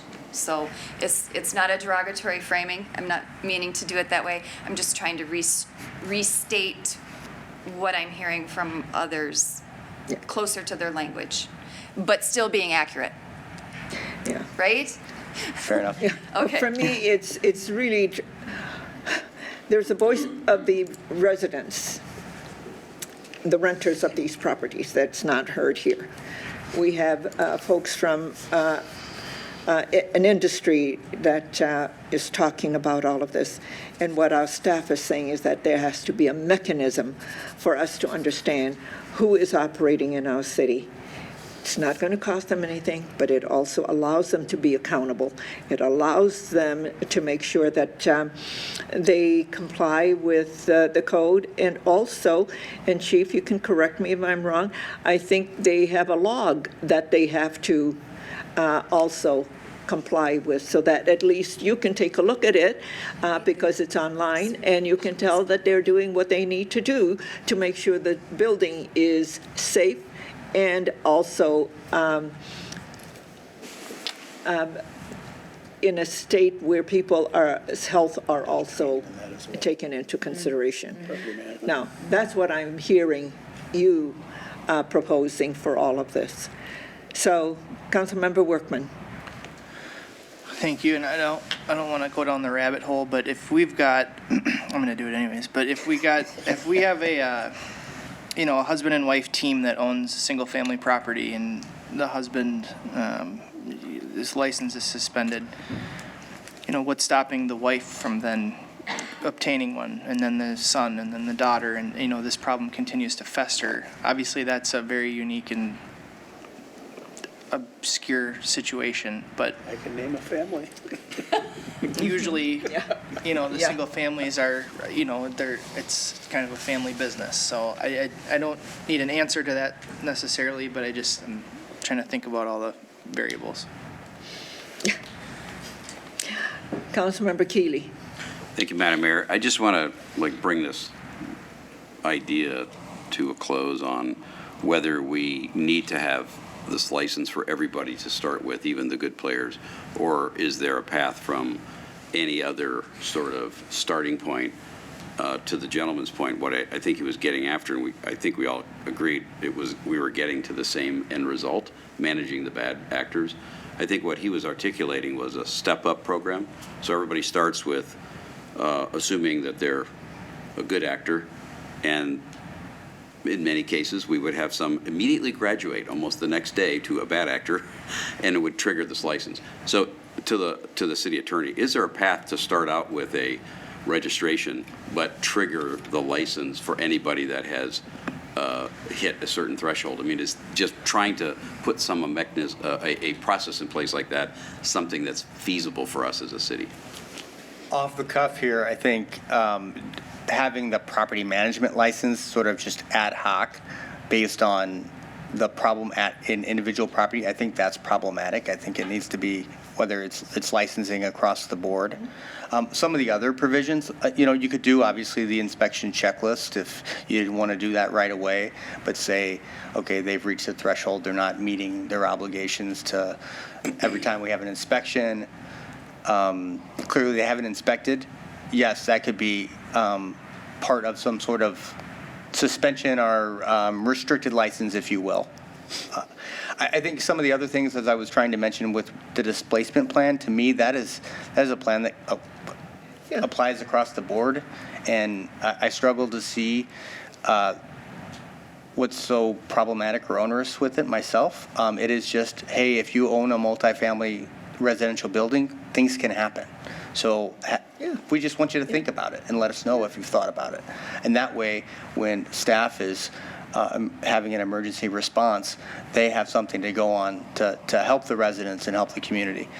So I think it all kind of depends on which particular, major or minor edit you're talking about. So I can't give you kind of a straight up or down, but there's a way to do it, yeah. City Manager Lindberg. Madam Mayor, members of the council, from my perspective, from a staff perspective, I hear the council's policy discussion and certainly respect the feedback that you're getting. The framework, and the city attorney mentioned this, is really about a clarity of expectations around the four areas that we've talked about. The licensing, but more predominantly, from my perspective, both education, the idea that we're working alongside property managers and property owners to self-inspect, to get ahead of and prevent certain situations from unfolding, and to the city attorney's point, kind of the plan to make sure that we can take care of the community should a really bad event happen. I would say from my perspective, what's in front of you right now is a balanced approach. I think it is uniquely Burnsville. I believe that it addresses, through the work of the Code Review Task Force, it addresses the issues that we're facing. And to me, those issues are twofold. It's really public life safety for our community, the folks who are living in our multifamily housing, and it's all about staff safety. If you think back to the video that the chief showed as part of his presentation, we not only have firefighters going into these situations with a heavy amount of personal protective equipment, we have our police staff with less personal protective equipment, or fire admin staff with less equipment going into these situations. And the last thing is, as your city manager, but more importantly, as the person who's responsible for their work, their lives, their safety, and ultimately is accountable to them and their families, this is about taking care of our staff, ensuring their safety as much as we're ensuring the community's safety. So from my perspective, I think this is a reasoned approach. I think these questions are good, the dialogue is good, but at the end of the day, I'd submit to you that this isn't about good or bad actors. This is about all of us in Burnsville being very clear about what's expected in these situations, and ensuring at the end of the day that our staff are well cared for, that our community is well cared for throughout multifamily housing. Okay. Councilmember Schultz. Just so I get an idea of the scope of the issue, about how many property managers or property owners that would then become property managers do we have in Burnsville? And do we have an idea of how many of those are problematic to where they're hopping to property? Chief. Madam Mayor, members of the council, I'll turn it over to Mr. Forsland. I know we've got over 10,000 rental units. Right. I couldn't tell you the number of properties. Last I knew, we had about 85 complexes. That makes up the vast majority of the units. I want to say we had 1,200 or so single family. So you got the 1,200 single family that may be managed by individuals, so you could have as much as 1,200 of those, but some of those may own multiple properties, right? And then you have the 80 to 100 managers of the multifamily. As far as some of the bad actors, I can tell you right now, just on the fire side, and I'm not speaking for the code side, I have 8 properties I am triaging. That's what I want to come through right now of enhanced enforcement, just because of fire code violations that I know about in the moment. So roughly 10% of the current multifamily complexes have significant fire issues that I'm concerned about. Oh, yeah, okay. So how many of those 8 is it the manager that is the issue, and how many does it appear that is the property manager, or, I don't know, both are partners in crime? I don't know. Chief. Madam Mayor, members of the council, I'm a bit off the cuff on this. I know, I put you on the spot. But I would tell you probably 2/3 are things that could have been managed by the property manager but have gotten out of control. There's another 1/4 to 1/3 are vast things like the replacement of the attic sprinkler system that they haven't followed through, right? That's not a manager problem when they've gotten bids and they won't approve it, right? That's not their issue. It's the fire doors, the trash chutes, all those things I showed you that if they were managed and fixed as they were broken, wouldn't have to be replaced. And so my off the cuff answer to you is about a 60 or 2/3 to 1/3 roughly. Got it. Okay, Councilmember Schultz. So another question. So if we're looking at where it's 85 complexes, but 1,200 single family, and the issues appear to be with multifamily complexes, perhaps we don't include single family. Perhaps that's the step that we're looking for right now. I don't know. I'm throwing that out there. Tell me, Chief, the pro or the con of that, please. Madam Mayor, members of the council, I couldn't speak to the fire code issues in the single family because we don't get into them. Mr. Forsland could. I can tell you that was a recommendation of the code review task force that took discussion of where to land, and the code review task force brought the recommendation that all property managers, regardless of single unit or multifamily, get licensed. So obviously I'm more familiar and more aware of the issues in the multifamily dwellings, and frankly, those have the larger impact, right? Someone not having something done there can impact more than one family. Not that each individual isn't important, but when you start talking about the scale of the impact, obviously the multifamily has a larger impact. So Right, I don't know if, Mr. Forsland, do you have a sense of single families as far as life safety issues, how many you would have, or? I think you're right about the numbers. Okay. And as far as comparable conditions, very similar to, they're all a single living unit. So they're going to have smokes, they're going to have. Would you come to the podium and just, so that everybody can hear you and see you speak? Madam Mayor, council members, we're looking at a lot, the numbers that Chief gave were approximately the same. They're, I think, very much along the lines of what we had talked about before. Single families are going to have a lot of the same attributes that a single apartment unit would have. They're going to have smoke alarms. They're going to have egress issues. They're going to have those kind of things that we're going to look for, just like in a multifamily unit too. So those would be of concern. One of the things that we really hoped with this too is we could use this as an educational piece as well. This is what we want you to, when we go in there.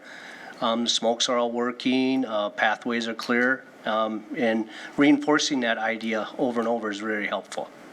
Okay, thank you. All right, Councilmember Schultz. So I realize it's probably not 1,200 individual owners. Like there'll be some people that own like a couple of properties and that type of thing.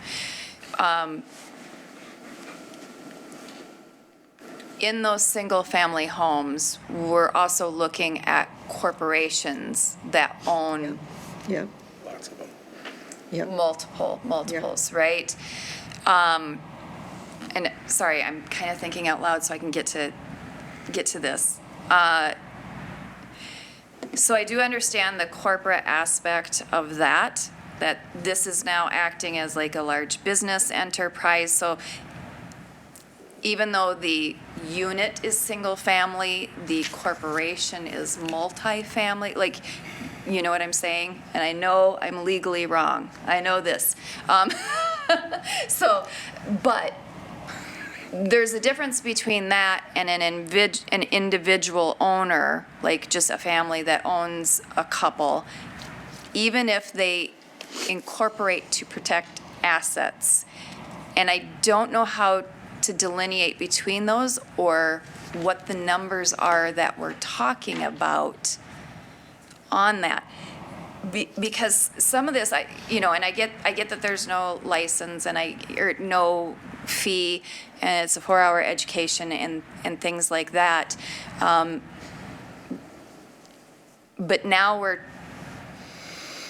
looking at possibly taking away someone's retirement, because that's how people do these investment properties.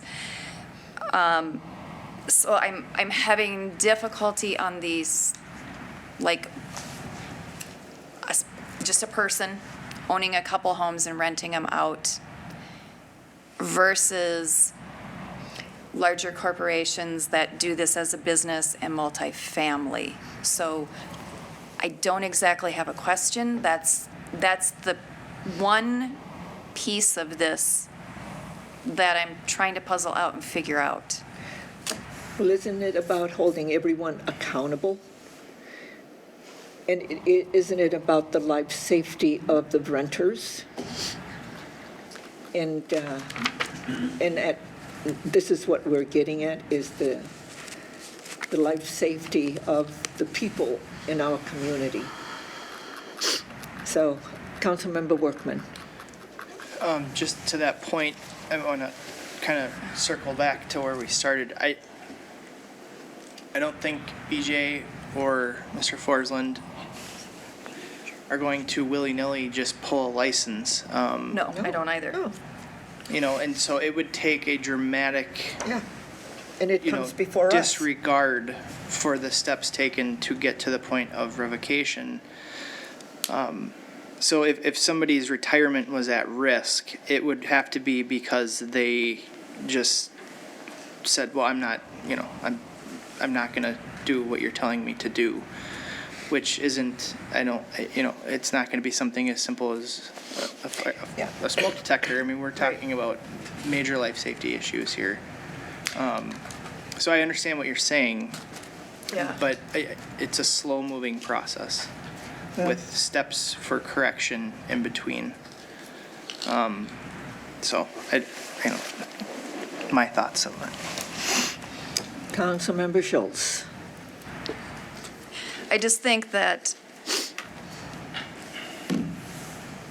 I think when we're talking about doing, like, starting a licensing that could potentially affect 1,000 or so people to where before this was something they weren't licensed to do their job. And now we are creating an occupational license for that large of a number of people. It is a big change. Yeah. Like that is a big change. And this is an occupational license. But also remember, it has to come before us for that revocation to be approved. It doesn't just happen administratively. City Manager Lindberg.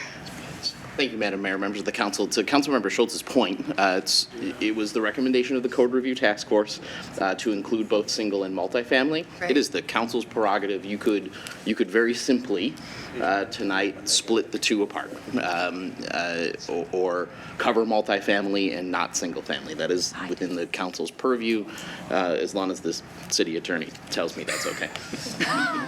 Yeah, Mr. Shepherd. Mayor and council, I think you could make that distinction on a reasonable basis. I do want to Councilmember Schultz's point as well, to think about so sort of mom and pop homeowners. They're already going to be licensed as a licensee rental, so they're already on the hook for complying with the rental code. Yes. It's just that because of this new property management scheme, they might be wearing two hats under the code, one of which is a license they have to pay for, the other one they don't, but they still have to go through the education. But just wanted to make that point. Yeah, and to City Manager Lindberg and also to Chief Jungman's comments.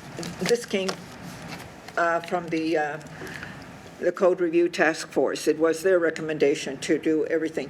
And then I listened to Mrs. Jensen, and she says, we're not doing enough.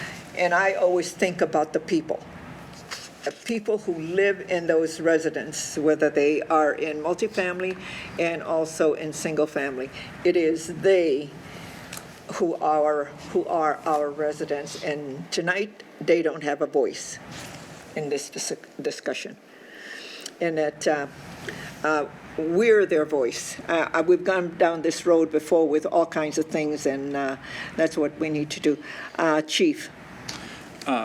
Madam Mayor, members of the council, as City Manager Lindberg said and City Attorney Shepherd, I would just, if we split those two, multifamily and single family, I would just want to have clarity if the council wants the single family to also have the education requirement.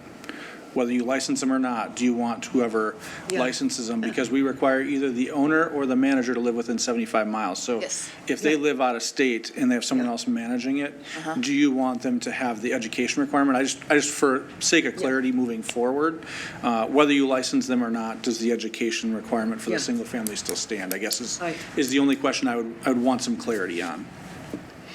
Yeah, well, from my perspective, we want the education if it's going to be split. Why? It's about the health and safety of the people who are living there. Now, at the end of the day, that's what it's about. Councilmember Gustafson. Thank you, Madam Mayor. To your point about the single family homes, I worked with investors and mom and pop buyers for many, many years in real estate. and they buy those as investments. They buy those because there's passive income every month. Yeah. And they try to acquire as many as they can so that they can actually make a living off of that. Most of the single-family ones that I've dealt with, in my experience, have been pretty good about taking care of their properties. Not all of them. You do have a couple out there that will do things. The problem I see with eliminating single-family is we have a lot of REITs that own single families in this city. That's what I'm struggling with. Yeah, that's the big thing, is we have a lot of REITs that own it, and they're not going to do it, and we're kind of stuck. And again, this goes back to me, this just seems to be a continuing education ordinance is all we're doing here. It's making sure that you get best practices and you get your license and take care of your property. And most of the property, when you talk to these property owners that rent, they want to do the right thing. I mean, it's some of the bigger ones that aren't necessarily wanting to do that, but that's their problem, and I don't know how they get away with it. But. And the other thing is that we've had complaints from neighbors from rental properties where they're not taking care of the yard. Well, we get that with owners too. So. And then they have all of the, garbage all over the yard, and it has an effect on the neighborhood. So the thing is, this is about education. This is about making sure that the community as a whole is continuing to be vibrant. Yeah, and it's all about the safety. That's really the bottom line is we're concerned about the safety of people that are renting out here, and when you rent in this city, you should have a reasonable expectation that you're going to be in a safe home. It's going to be up to code as much as it has to be. And, I can't, whether the cupboards are good or bad, that's not what we're looking at. We're looking at safety issues right now, and that's all we've been looking at for many years in this city. And so I think this path helps maintain our housing stock, which we need to do. Yeah. I mean, we can't let our rentals go down because that's going to affect the single families. And probably everyone in this room lives close to a rental home in their neighborhood. And they don't want to see that just turn to junk. So we got to stay on top of that stuff. All right. Members of the council, if the deliberation is satisfied, I need a motion. The lady that wants to talk to you? Okay, come forward and, I usually take, when people sign up, then I know who needs to speak, but give us your name and address for the record, please. My name is Spiwa Jefferson. The address of my property is 14112 Park Avenue South in Burnsville. So I am the mom and pop investor that Councilmember Gustafson was just talking about. I'm a lawyer, and I have owned single-family homes in Burnsville for nearly 2 decades. My personal code of ethics is that I will never rent a property that I would not live in myself, which was just as well because I got divorced a lot of years ago now, and I had to live in one of my properties, and it was great until my husband was awarded the property along with a few others in the divorce settlement. So that was that. The dirty dog. I agree with Councilmember, is it Schultz? Schultz. When you talked about how the focus should be on the violators. And, I also wanted to address the display of the rental licenses as required by, as I read it, Section 3-28-9G. I completely agree with Councilmember Schultz in objecting to the posting of the licenses in the home. And so I have one rental property in the city of Burnsville. It is a single-family home, and I have 3 rules for my tenants. Number 1, you have to take care of the property. Number 2, you got to pay your rent on time. And number 3, do not cause trouble for the neighbors, because if you do, you are out of here, right? Those are material breaches of my lease, and I don't even have to wait until the end of the lease term to kick people out for those 3 things, right?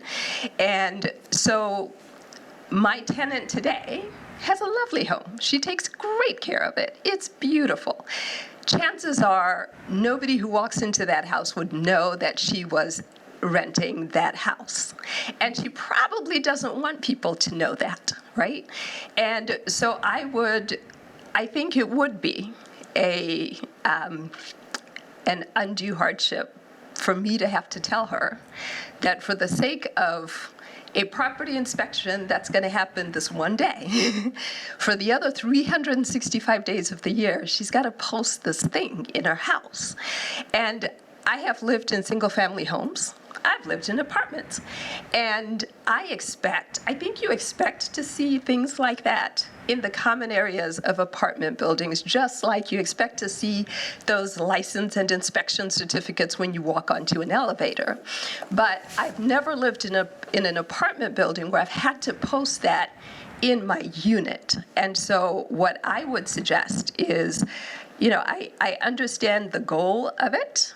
And I think the objective is to make sure that there is a license, right? Not to make sure that everybody else who walks into this house can see it. So my suggestion would be, yes, absolutely require the licenses you always have, or at least as far as I can remember, you have required the license. But perhaps if you're going to require a posting, it would be more appropriate to have it posted in the public areas of multifamily units as opposed to the individual units themselves. Because somebody said, your apartment is the same as your home. I think that's true. My home is my cocoon, it's my safe place, and I don't want to see anything like that if I walk into my house. And I would hate for my tenant to have to be subjected to that simply because she can't afford to buy her home the way I can. So the other thing I would like to address is the way I read the amendment 3-28-4-2. And this is the one that, wait, hang on. Is that the right section? I want to address the section that talks about yes, it is. It reads, a license, no person may serve as a property manager for a rental unit within the city without first obtaining a license, successfully completing a background check, and paying a license fee. So my questions really are around the background checks, and I'll just sort of rattle off the questions that came to my mind that I wasn't sure were adequately answered. So what is the purpose of the background check, and what would it screen for, and how would the information be used? Who would be responsible for conducting the background check? If the property owner, like me, is the property manager, then who conducts the background check? And where is that information housed in order to protect the privacy of the subjects of the checks?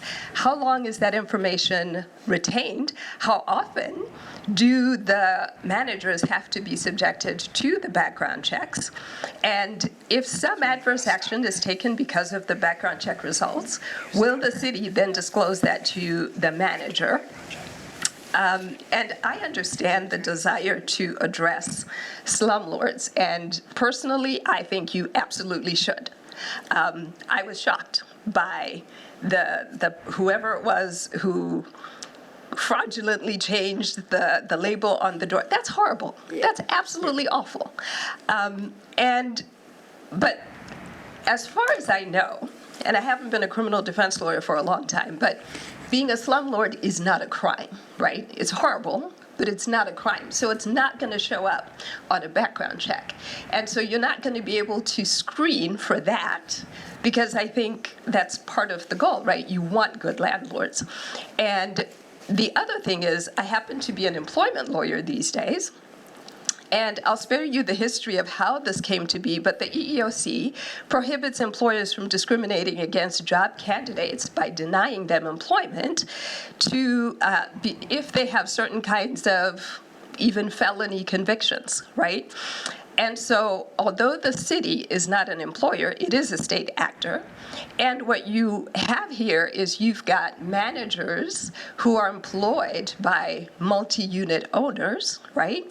And so I was concerned that depending on how this background check is used, what you may be doing is you may be creating a situation where the property owner is required to hire a manager, even if there are certain things that show up on their background check, but then here comes the city and then penalizes that same manager that then may not be able to actually conduct the job that that the owner had to give them in the first place. And there are good reasons for that, right? So if the felony conviction had nothing to do with the job they're doing and it wasn't recent and, there are other parameters, then people are allowed to hire candidates, employees with convicted felonies. So I was wondering if the city has thought through that part, because I don't see it here.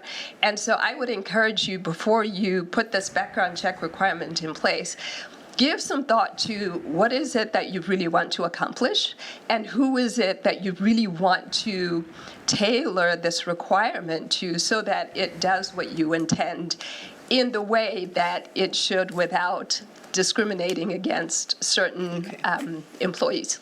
Okay, thank you for your remarks, and I think I'm going to go to Mr. Shepherd. I think on a background check, you might have come in a little later. Yes. Because that was... Ms. Jefferson, we've already discussed that provision for background checks and the license fee is being stricken. It was erroneously put into that section of the code. Yeah, so it's... Oh, good. Yeah. So you went through all of that, but you might have come in after that was identified and stricken. Oh, so fantastic. It's not part of the ordinance. Okay. Okay. Thank you. Thank you. Okay. Before we vote, yes, please come and give us your name and address for the record. Quick, because I know it's getting long. My name is Dave Bettle with Stephen Scott Management. We operate a property at 1701 Burnsville Parkway called Burnsville Parkway Apartments. We are a management company. Part of the founding members are investors in that property, so they take great pride in it. We are... one of our big mottos. The name of the property again is? Burnsville Parkway. Yeah. Yep. Okay. It used to be called Inland Hills back in the day. And yes, and the owner was very involved when we did the rental licensing, and I thank you because a lot of the rental licensing came through the owner at that time. Yeah. Yes, we're very involved, and we would have loved to have a voice in creating this ordinance that you're working on. I think that we, and I know that many others that might not have understood that this was a possibility to be on a task force, would have liked that opportunity to be able to have our input. It's on the website, so you can have someone from your organization be part of this task force. Can I clarify that task force? Yeah. That's dealing with all of our ordinances. All yours, Not okay. just housing. It's not just housing. It's about a 2-year commitment as well. Yeah. You never know. I might have had somebody that would be interested in that. I don't know if I would have been, but I might have said It's about everything. It's about the code in the city that was promulgated probably when the city was a township. Sure. And we were going through all of it. 1800s. Well, I kind of want to talk about, we one of our mottos is we do the right thing. And we do the right thing on a daily basis. We do it for our residents, for our owners, for our co-workers, and for our community. And we're very involved in our community, and we take it great pride in having a well-run building, and that we just had our inspection, I think, and we got one small thing that was found in our common areas and was corrected the Right same away. day. So, but I've heard 3 to 4 different things about striking a couple different parts of this ordinance.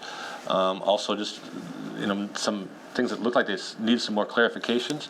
So I would really ask that you reconsider voting tonight, and that you go back. We do a little bit more work on this. Maybe we could work with the staff and help with cleaning up some of the items that have been addressed tonight. So I would just ask that you step back for a minute, review some of the comments that you've gotten tonight, and maybe, if possible, involve some of the players, including residents, because I know you've talked about you speak for the residents. Well, Sure. maybe they can speak, some of them can speak for themselves. They might have some feedback that you hadn't even thought of yet.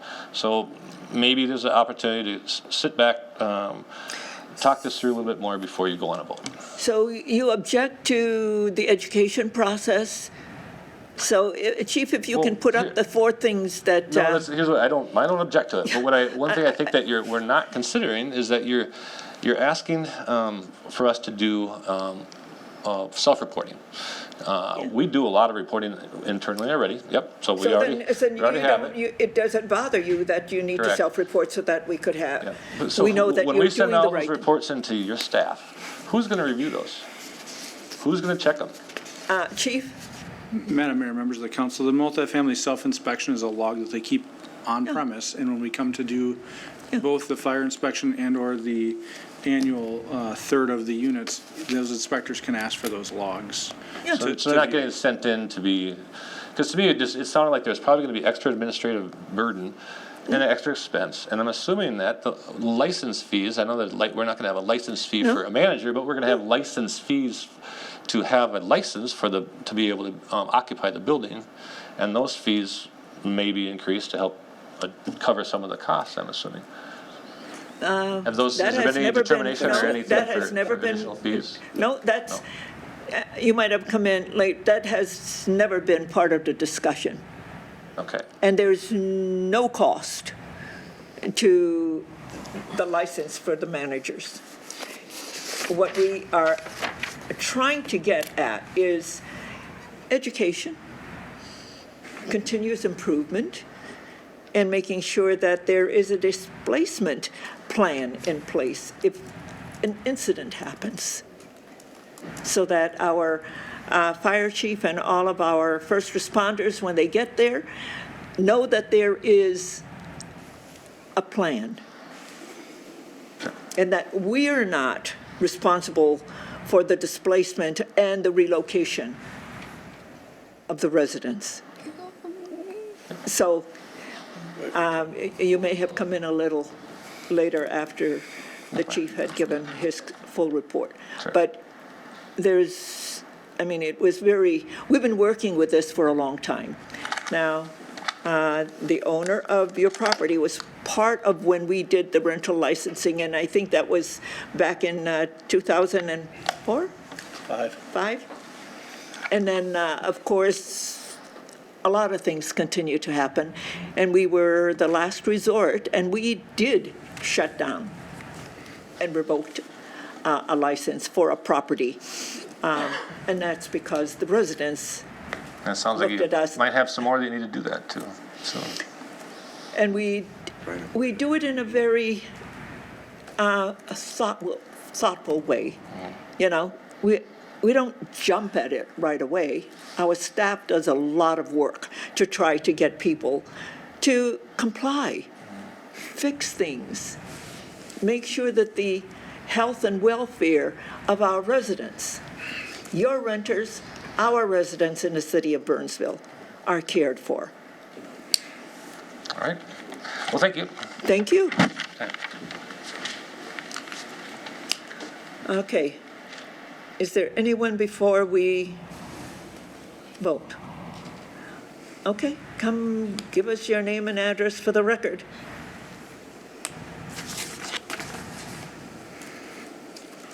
My name is Tracy Wetzel, and our current property is 2404 Highland View Avenue South. And I've had several rental properties in the city over the last 11 years or so. When I started, it was basically you had to have a pulse to be a landlord, and now there was a next tier, and there was a next tier. So it sounds like this is kind of like a new phase, and I think that a very extreme comparison, but like gun control, I would say plenty of people would be for banning assault rifles, but it's the idea of it starts there and then it just continues. So it just feels like I feel as a mom and pop landlord that it's changed so much over the years. Yes, it's for the better. when we renew our license, she's always like, "Oh, you're the best." We do a great job. However, it's where does it like it just is the progression. I think that some people are worried about of right now there's no license fee. Well, before there's no license for the fee for the manager right now, but there wasn't a license for the fee previously. There was no inspections previously. So it's just the idea of what type of progression will happen. And then the other piece is just on the educational video or training or whatever. Will there be separate training set up for multifamily versus single family, since it will be such different standards of, I mean, it's kind of two completely different ball games of what you're looking at. So those are just my only. Madam Mayor, members of the council, we haven't decided on that. Actually, a lot of the things are the same, whether they're sleeping units as a single family or multifamily having a smoke alarm in some of those. So there is a fair amount of overlap, but at a staff level, we haven't decided if we delineate between those or not, so. Thank you. Thank you. Mrs. Collins. Thank you, Madam Mayor, City Council. One of the points was I was going to confirm that, yes, there's no change to the license fees per this ordinance. And the second thing I wanted to make sure the council was aware of is that the city staff has sent out a notice to everyone who has a rental license to their email address, letting them know before this council meeting, as of last Thursday when the council packets went out, and before every code review task force meeting as well. So if some of you did not get that notice, please make sure that you connect with the rental license office, because we may have a wrong email address for you. Okay. Sir, you wanted to speak? And now give us your name and address for the record for the correct item that I think you're interested in. Okay, yeah, Ron Olson, 13202 James Avenue South. I'm a mom and pop renter. Okay. And I just want to keep that in mind and doing these amendments or regulation that some of us, and I have other friends too, that depend on one rental for some retirement income. And I just want to say, be careful about the regulations, because I want to tell you a story that happened to me not too long ago, where I had some health issues, and I couldn't reply to pay the fee, my rental license fee. I had health issues, and I missed it. Upon finding out about it, I paid it. I provided documentation. But you still sent out a warrant for my arrest. And I was arrested in Minneapolis and spent the night in the Minneapolis jail. Not only did I go to court and the judge said, "What are we doing here?" He threw it out. All the fines, all the fees. So I want you to be careful. Was that from the city of Burnsville? Yes, this was the city of Burnsville. Your county attorney even said, "I don't know what you're doing here." I presented this stuff. I still have documentation of where I was and my health issues. And when I found out about it, and I paid my fee and was caught up, and I said, "Can you just forget the court date now?" No, I still had to go to court. After being in the jail was Minneapolis jail. Okay. So I just wanted you should be careful about where some of this goes with mom and pop. Yeah, we'll look into that issue. Okay, thank you. Thank you. All right. Members of the council, where are you at this point? I think we'll just have to let staff take a look at that and find out what's going on. Yeah, that was. Yeah. Councilmember Gustafson. I think we could talk about this all night. We're not going to have a perfect ordinance out of this. And my experience since 2005 with rental ordinances, it continues to evolve. And if things aren't working, we can make changes. And if they are, we don't have to make changes. But we have to start doing something somewhere here. And because it's not going to be perfect, and I don't think we should throw out the whole ordinance because you got a couple pieces that may feel a little off. Okay. Well, what do you want? I'm in support of moving forward. Okay, do you want to separate out the multifamily from the single-family? You are on the task force. Not necessarily, no. You want to keep it as the recommendation from the Again, task force? we're talking about, it's an educational ordinance, that's all it is. It's just best practices. Okay, so there's a motion by Councilmember Gustafson. Is there a second? Is that a formal motion? Yeah, it was a motion. Didn't sound like one. Hold on, I got a tie. It's a formal I think motion. Madam Mayor turned it into a formal one, I think, did or she? to say I'm in support of it. Councilmember Gustafson, you make the motion? Did. Okay, is there a second? I second the motion. And Will you accept an amendment? ask the maker of the motion, and the amendment is? I'm asking for a friendly amendment, and that would be to strike posting the license, strike the background check, strike the license fee for the manager. Okay, there is no fee for the manager, and there isn't a... Background check. And there It's is written- no... It's written in here. We It's in the have to background. We have strike to it. formally strike I it. can accept So- all three of those amendments. So all of those that we had talked about, and that was... Already talked all about right. it, yeah. Yeah, but everything stands. It's only those those three. details in the ordinance. Right. Okay. As the maker, yeah. Mr. Shepherd? I think I heard that he accepted the friendly amendment. I did. Okay. Yeah. We have a second? I second it, yeah, for the friendly amendment. But all we're doing is it's things that we had already talked about. No background checks. Yes. Yeah. No license. No license fee and no postal. And there's no fee, because it was always no fee Posting in residential? In single family. in a single Single family. family, okay.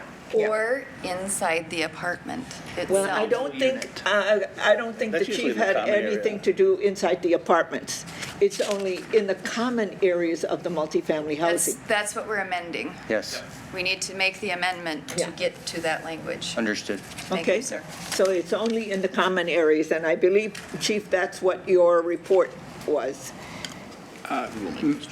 Madam Mayor, members of the council, originally it just said in the dwelling unit and then the common areas of the multifamily building. I think we're clear now that It's in- nothing for single family and in the common area of the multifamily, so Yeah. I think we're clear.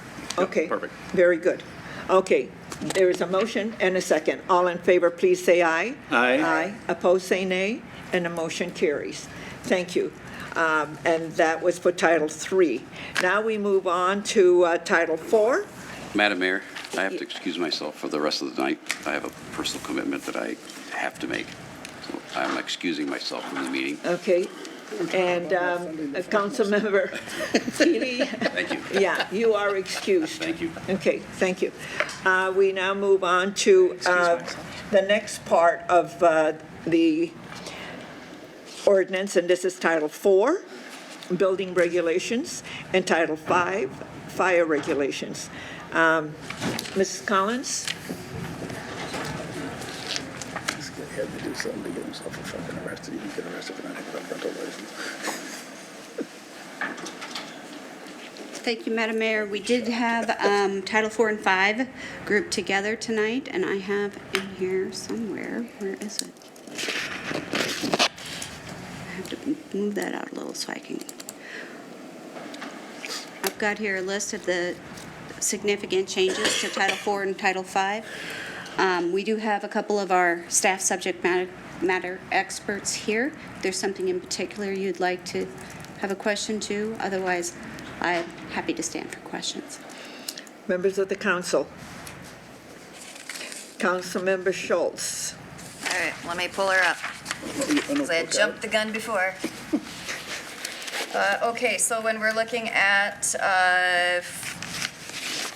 4-2-7 design standards,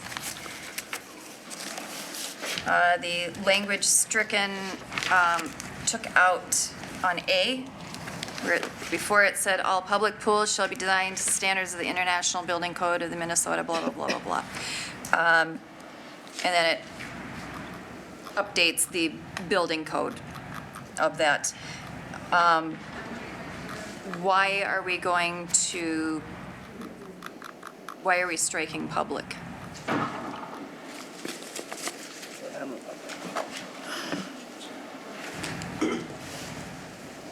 Madam Mayor, council members, public schools pools are licensed by Minnesota Department of Health. Oh, that's They're right. also, they're also subject to their internal plan review. The actual construction is under the Minnesota Building Code.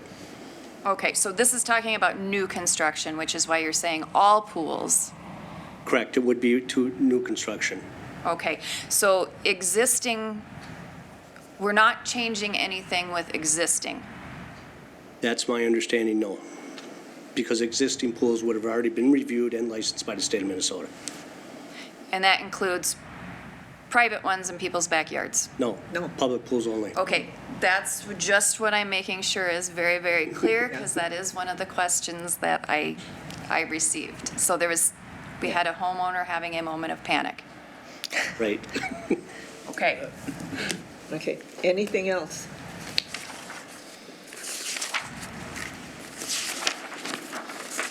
I don't believe so, but let me just check. No, I have no further questions. Okay, if there are no further questions, members of the council, are you ready to vote on Title IV and Title V and accept the changes? Move to approve. Second. There's a motion and a second. All in favor, please say aye. Aye. Aye. Opposed, say nay, and the motion carries. And I now need a motion for the summary ordinance. So moved. Second. There's a motion and a second. All in favor, please say aye. Aye. Opposed, say nay, and the motion carries. All right. Thank you, everyone. And thank you, the Chief Gentleman and Mr. Forsland and Mrs. Collins. Thank you, Attorney Shepherd, for all of your hard work on all of this. And also a big thank you to the Code Review Task Force for all of the work that they continue to do every month and all the reading that they put into evaluating all of these codes. Members of the council, there are no other items to come before us this evening, and a motion to adjourn is in order. So moved. Second. There's a motion and a second. All in favor, please say aye. Aye. Aye. Opposed, say nay, and the motion carries. Good night, and thank you for being with us.